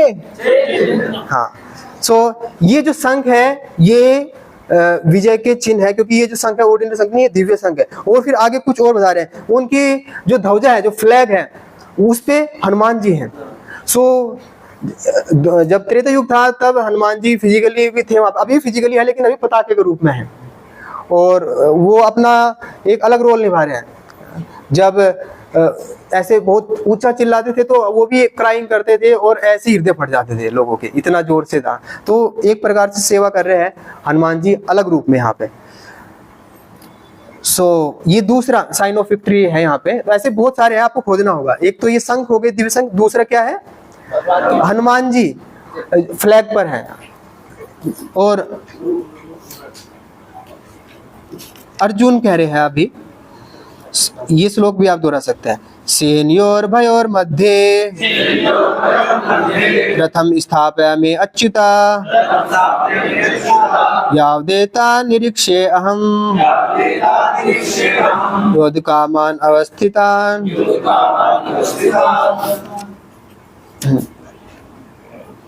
यस,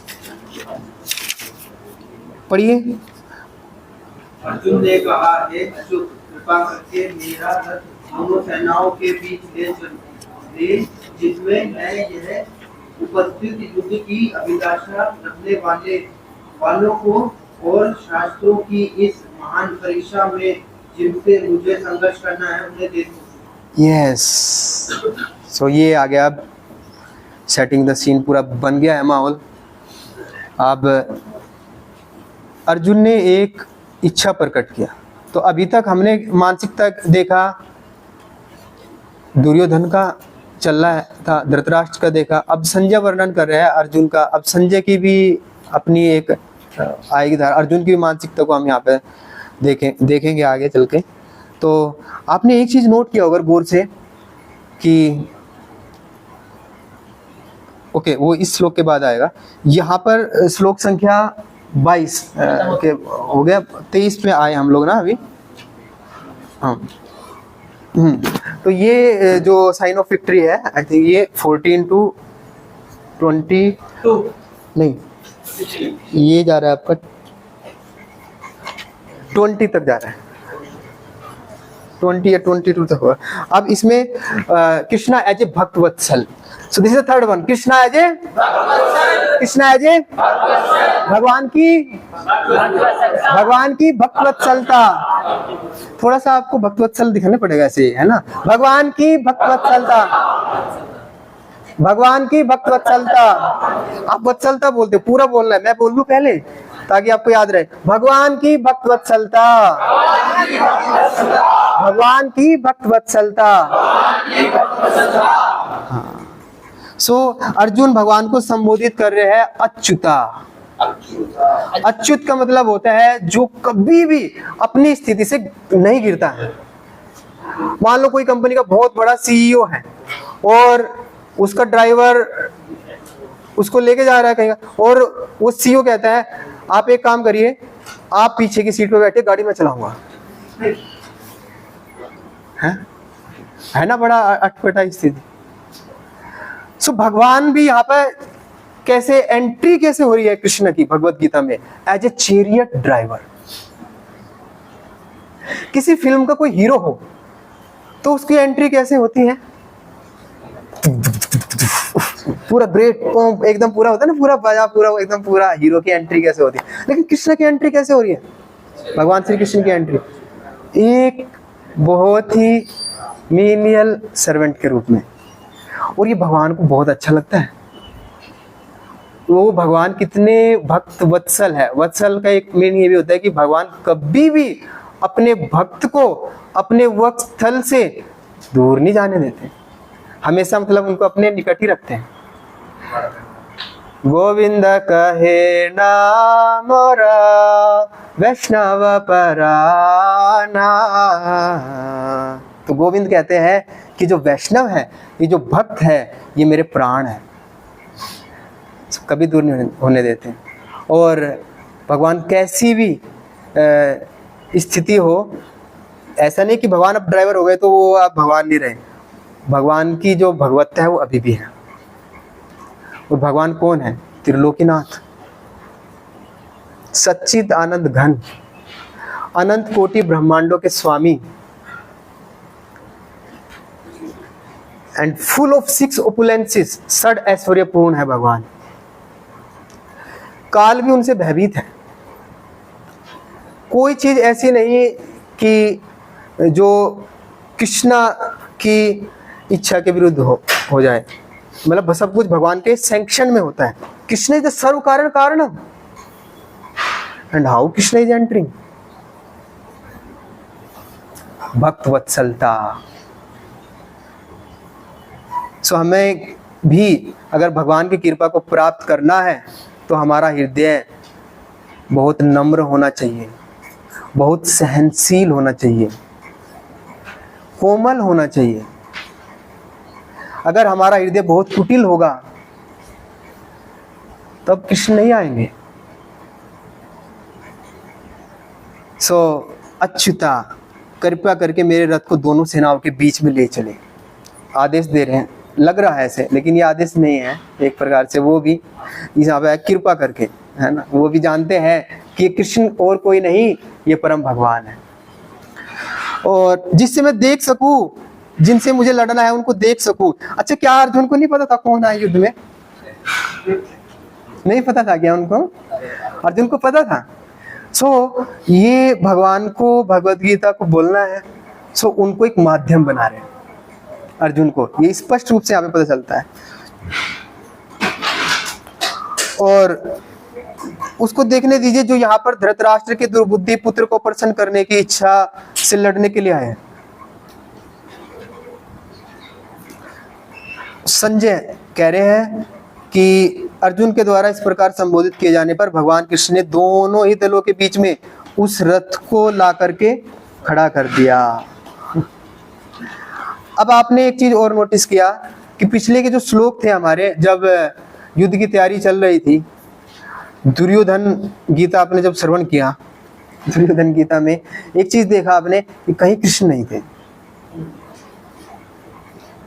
लेकिन यहाँ पर जब अर्जुन निरीक्षण कर रहे हैं या संजय बता रहे हैं, तो संजय इस चीज को बता रहे हैं और वो पहले ही नेम किसका ले रहे हैं? कृष्णा का।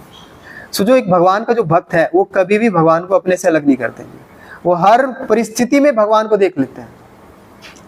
उसने यह तो ऐसा भी हो सकता है कि दुर्योधन ने देख के भी अनदेखा कर दिया, क्योंकि आप सब जानते हैं ना वो घटना जब भगवान शांति दूत बन के गए थे, वो मना कर दिया था, युद्ध निश्चित हो गया था और फिर हर ये पांडव भी और कौरव भी अलग अलग राजाओं के पास में जाके जा रहे थे कि हमारी तरफ से कौन युद्ध करेंगे।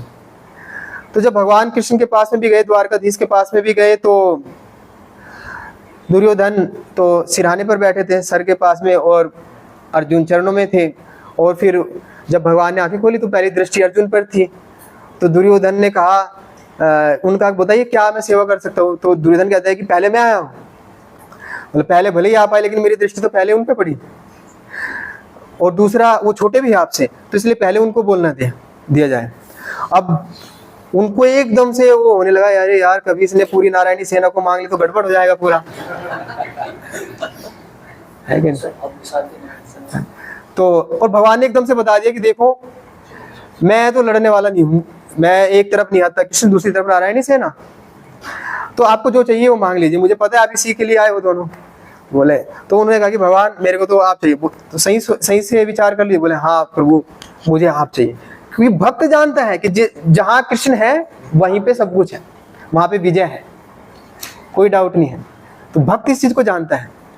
लेकिन हमारा फिर भी देखो कितना सारा भगवान पे हमारा कितना फेथ रहता है, हम सब जानते हैं, फिर भी हमें लगता है ना कि मैं कुछ अपने दम पे करके दिखा दूंगा। ठीक है, हमें अपना दम भी लगाना चाहिए, लेकिन साथ ही साथ में हमारी निर्भरता भगवान पे होनी चाहिए। और अर्जुन भी भगवान पे पूरी तरीके से अपने आप को निर्भर किया, अपना प्रयास करेंगे बेस्ट। तो जब उन्होंने कहा ना, तो बोले दुर्योधन अब आपके पास तो कोई ऑप्शन है नहीं, वही है। तो अंदर ही अंदर दुर्योधन सोच रहे देखो कितने बड़े बुद्धू निकला, उसने जो है कृष्ण को चूज कर लिया। लेकिन अर्जुन सो इंटेलिजेंट है और वो सोच रहा है कि बिल्कुल एकदम बुद्धू है, तो नारायणी सेना को, तो इसलिए उसको पता था कि कृष्ण है, या मतलब कि देख करके भी उन्होंने अनदेखा कर दिया भगवान को एक प्रकार से। लेकिन यहाँ पर वो भगवान को नहीं भूले और उन्होंने पहला, क्योंकि कृष्ण कोई साधारण थोड़ी है, कृष्ण परम भगवान है। और अगर दूसरी दृष्टि से भी देखा जाए तो भगवान बहुत बुद्धिमान है, उस समय द्वारकाधीश है और उनकी उपस्थिति को नजरअंदाज नहीं किया जा सकता है। तो हमें भी कई बार आसक्तियों के कारण, अपनी महत्वाकांक्षाओं के कारण, ईर्ष्या द्वेष के कारण हमारा सबसे जो पहला जाता है कि हम भगवान को विस्मृत कर देते हैं, भगवान को भुला देते हैं। और यही जीव के दुखों का कारण भी है कि जो जीव है वो भगवान को भुला देता है, यही है कारण। तो इसलिए ये प्रिंसिपल भी है, always remember Krishna, never forget Krishna. ये सारी चीजों का भी करने का उद्देश्य क्या है कि हम सदैव कृष्ण को स्मरण करें, भगवान का स्मरण करें। तो वो उनको लेकर के गए। और यहाँ पर एक शब्द और आया है, गुड़ाकेश। गुड़ाकेश जिसने अज्ञानता पर, जिसने विजय प्राप्त कर ली हो, नींद पर विजय प्राप्त कर ली हो। तो अर्जुन को कह रहे हैं कि अर्जुन द्वारा इस प्रकार संबोधित किए जाने पर भगवान कृष्ण ने दोनों दलों के बीच में उस उत्तम रथ को ला करके खड़ा किया। और फिर उन्होंने वहां पे देखा, पहले भीष्म द्रोण प्रमुखता सर्वेषां च महिष्ठाम उवाच पार्थ पश्येतान् संवेतान् कुरुनिति। भीष्म द्रोण तथा विश्व भर के अन्य समस्त राजाओं के सामने भगवान ने कहा, हे पार्थ यहाँ पर एक सारे कुरुओं को देखो। अब देखो भगवान श्री कृष्ण भी कैसे इस गीता को बुलवाना चाह रहे हैं। वो कहीं पे भी खड़ा कर सकते थे ना रथ को, कर्ण के सामने खड़ा कर देते, दुर्योधन जी के सामने खड़ा कर देते जी। लेकिन भगवान जी ने किसके सामने खड़ा किया? भीष्म और द्रोण के सामने किया। थोड़ा थोड़ा भावुक तो पहले ही हो गए थे अर्जुन, अब पूरा, ताकि वो पूरी भावुकता जो अंदर कुछ है ना वो पूरा बाहर निकल के आ जाए, तो सीधा वहीं पे खड़ा कर दिया रथ दोनों के, भीष्म के सामने और द्रोण के सामने।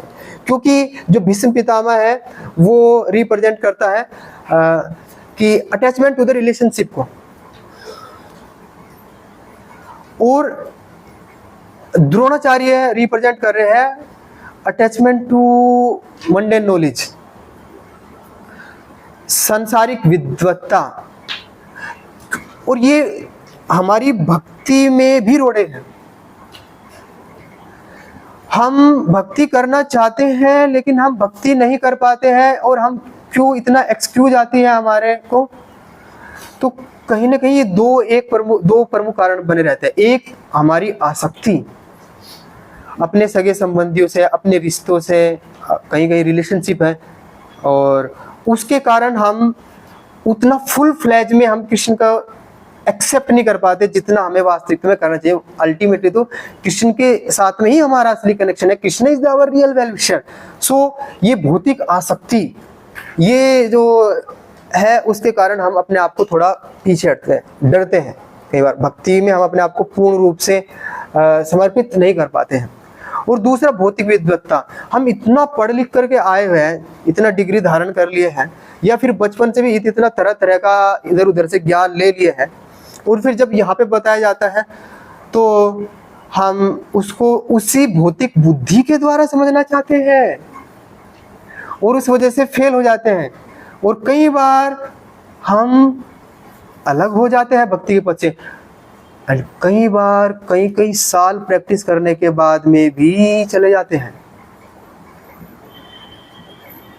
जैसे जब मून लैंडिंग का हुआ ना इधर, प्रभुपाद जी के समय की बात है, तो कई शिष्य जो उस समय थे, बहुत न्यूज में था पूरा, और बड़ी चर्चा का विषय था।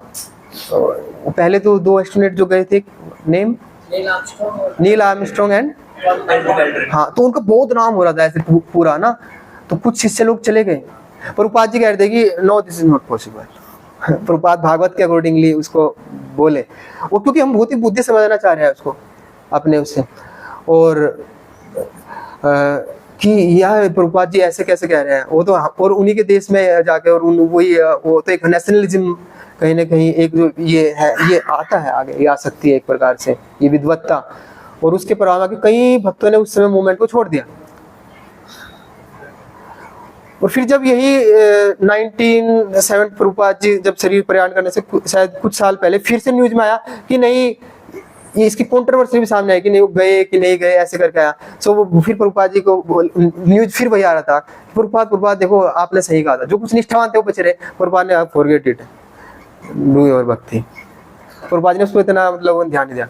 But what is the point कि वो भक्त चले गए, और फिर कुछ भक्त बाद में आए भी, लेकिन जब वो वापस जब आए तो कितना समय चले गया। हालांकि कभी भी भक्ति की जा सकती है, उसमें कोई दिक्कत नहीं, लेकिन वो इतना सारा समय, इतनी सारी जो सेवाएं थी वो तो छूट गए ना।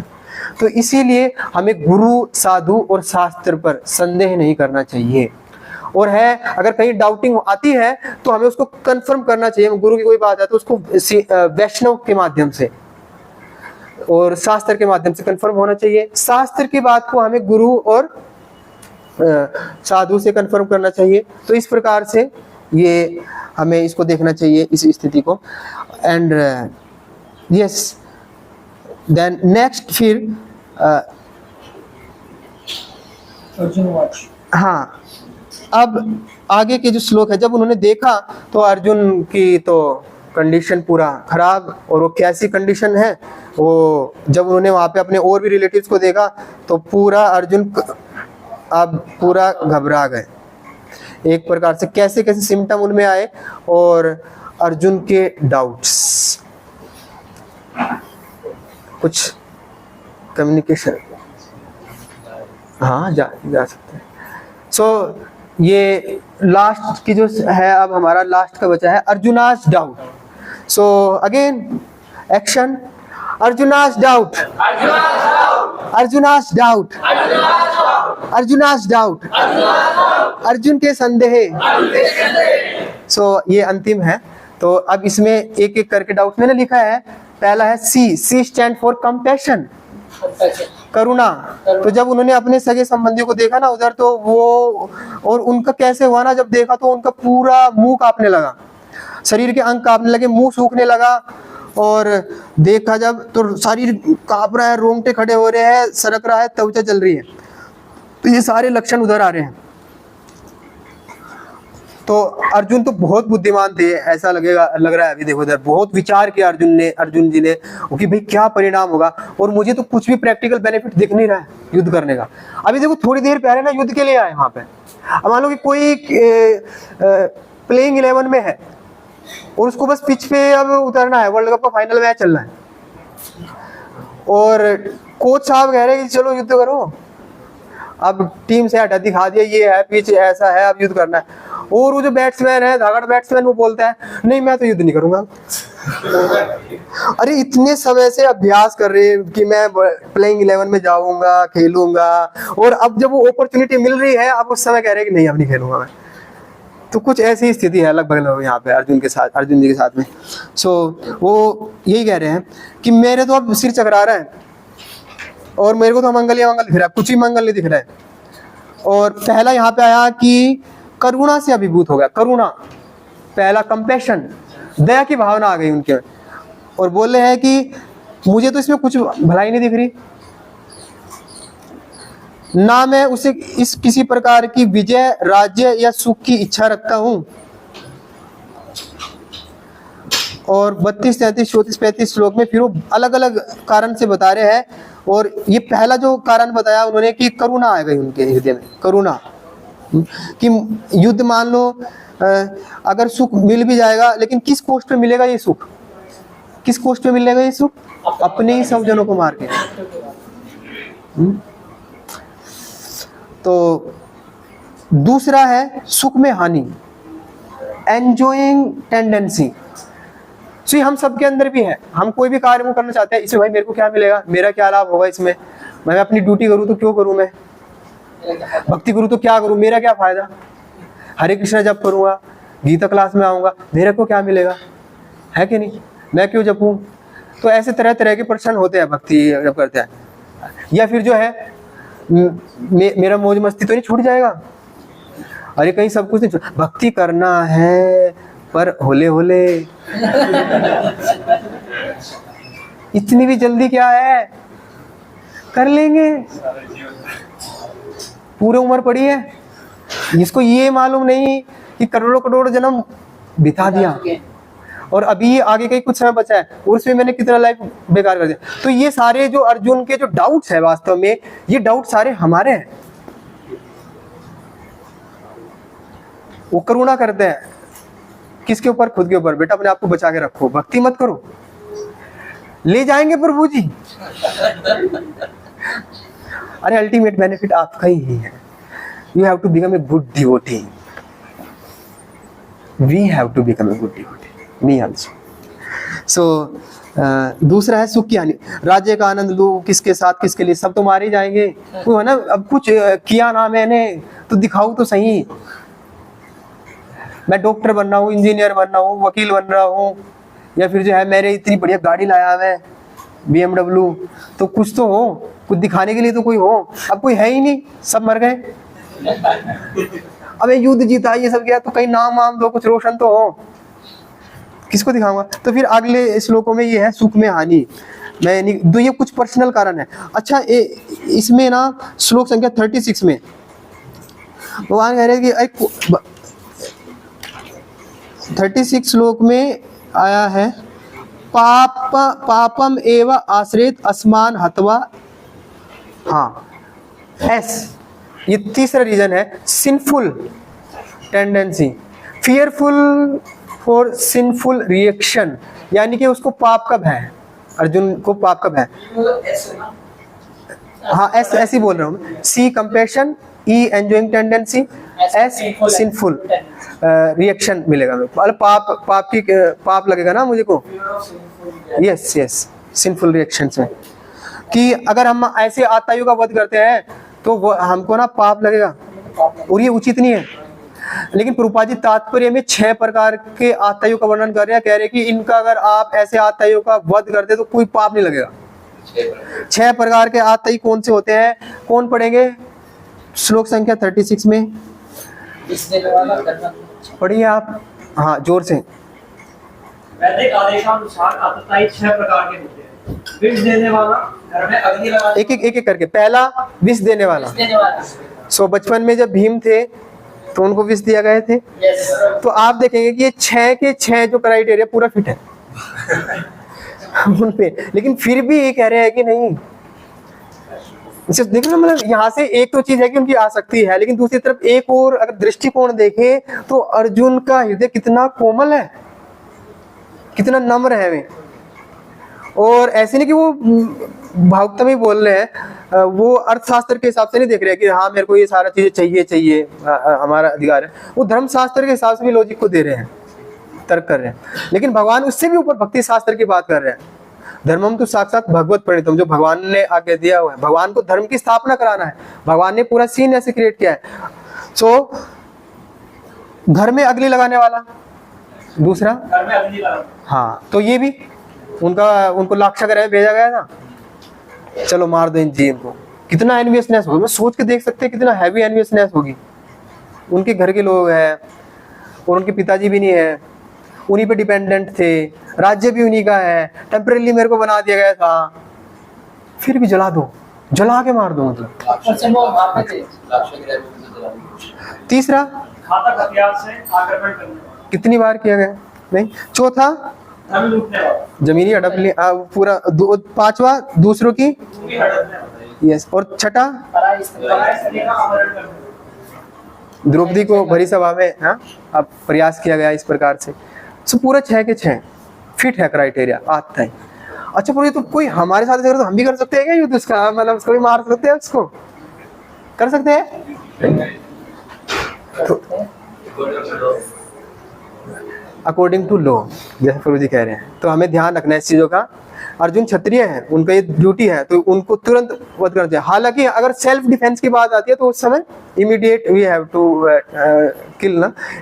लेकिन अगर ऐसा परिस्थिति आता है तो फिर हमें कानून को हाथ में न लेकर के हम जो व्यवस्था है उसको पालन करना चाहिए। आइडियली ये है, ऐसा कि नहीं अच्छा इसने धन लूट लिया, मेरे 10 रुपए उठा ले, मार दो इसको खत्म। क्या क्या आता ही है फिर आपका भी उधर आता ही निकाला जाएगा तो ऐसे नहीं, सावधान। एनीवे तो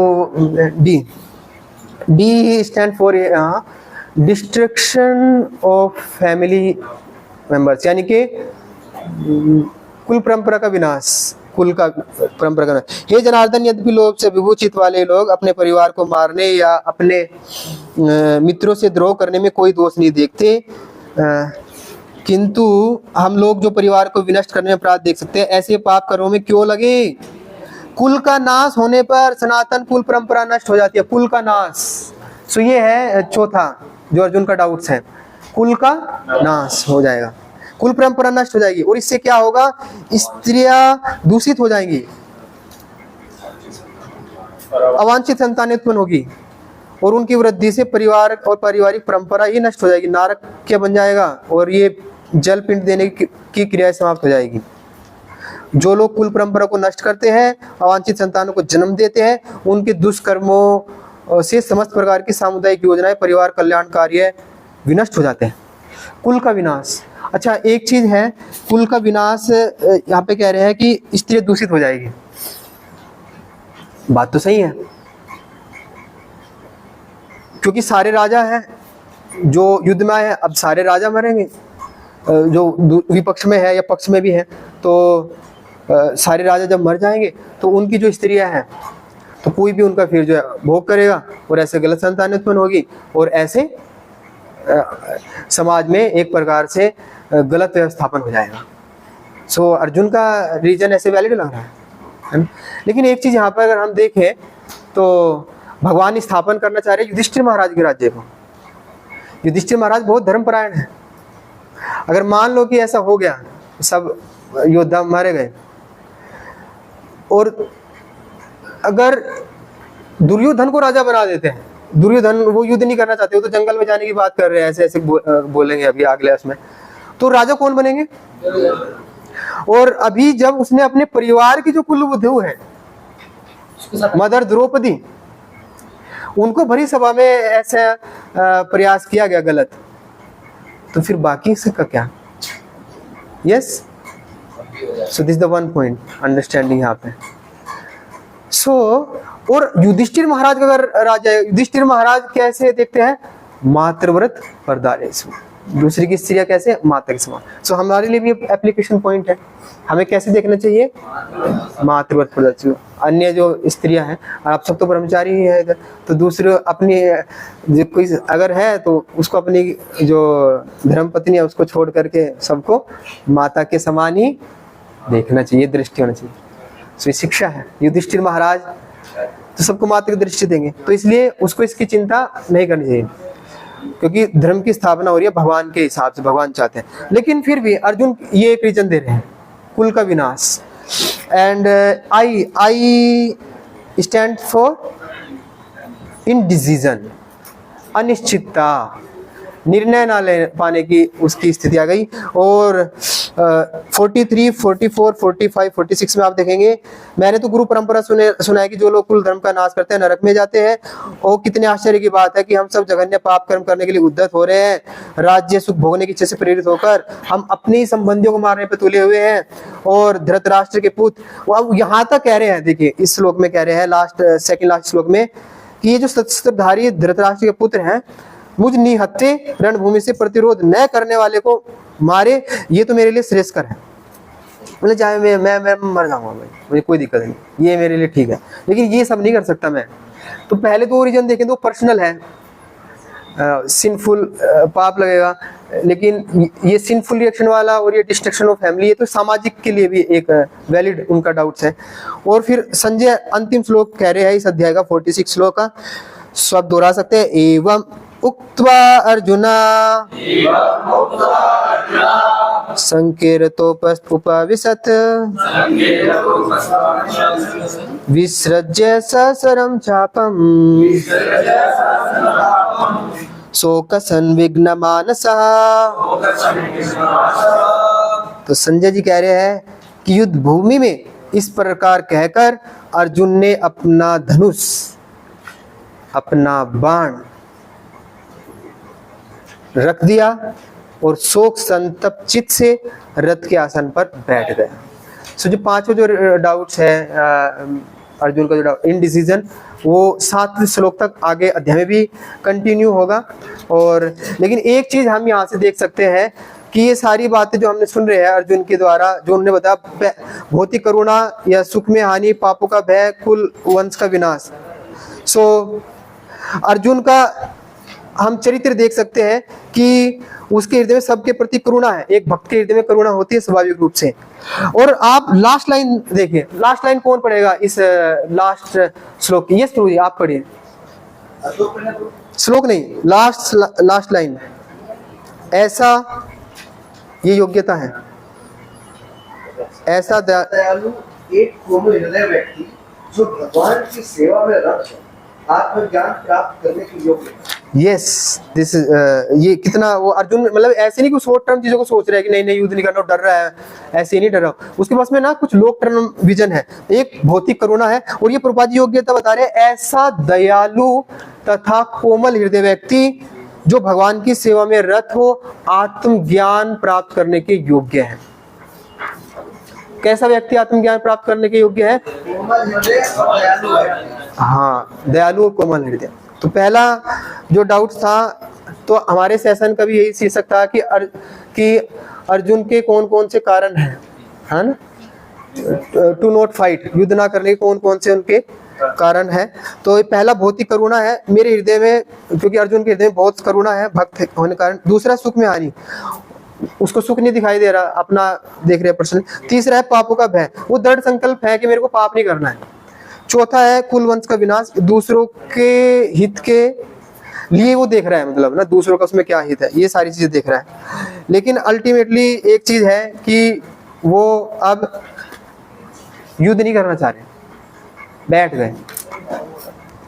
सो ऐसी स्थिति हम सबकी भी है और कई बार हम भी निराश होते हैं। और यहाँ से एक और महत्वपूर्ण शिक्षा हम सीख सकते हैं, और वो शिक्षा इस प्रकार से है कि आपको बैठ रहा है ना शिक्षा ये है कि कहीं ना कहीं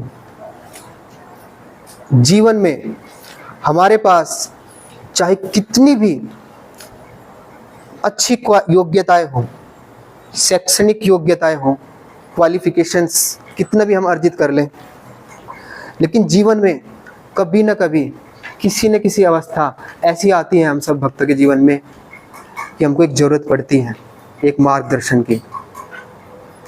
Arjun not an ordinary warrior, कोई साधारण व्यक्ति नहीं है अर्जुन। अर्जुन का कितना संयम है निरूपण, मतलब उस समय सर्वलोक की जो सबसे सुंदरी स्त्री है थी उर्वशी, मतलब उन्होंने उसको भी माता की दृष्टि देखा उसको मना कर दिया, और कितना इंद्रियों पे संयम है। और अगर अर्जुन की हम उनकी योग्यता की बात करें, इतने बड़े धनुर्धर है कि वो किसी भी दिशा से बाणों को चला सकते थे ना, चारों तरफ से, मतलब नंबर 1 आर्चर थे। या अगर ऐसा कहे कि Arjun was the gold medalist of Dronacharya institute of technology, कोई डाउट नहीं, नंबर 1 थे वो अपनी आर्चरी में भी।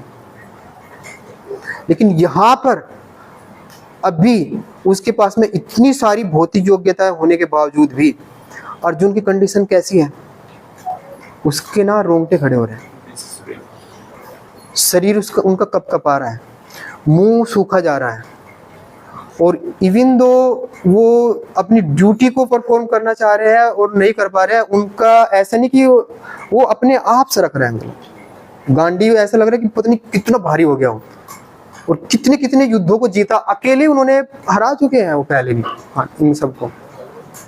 सो अर्जुन की ऐसी स्थिति है अभी।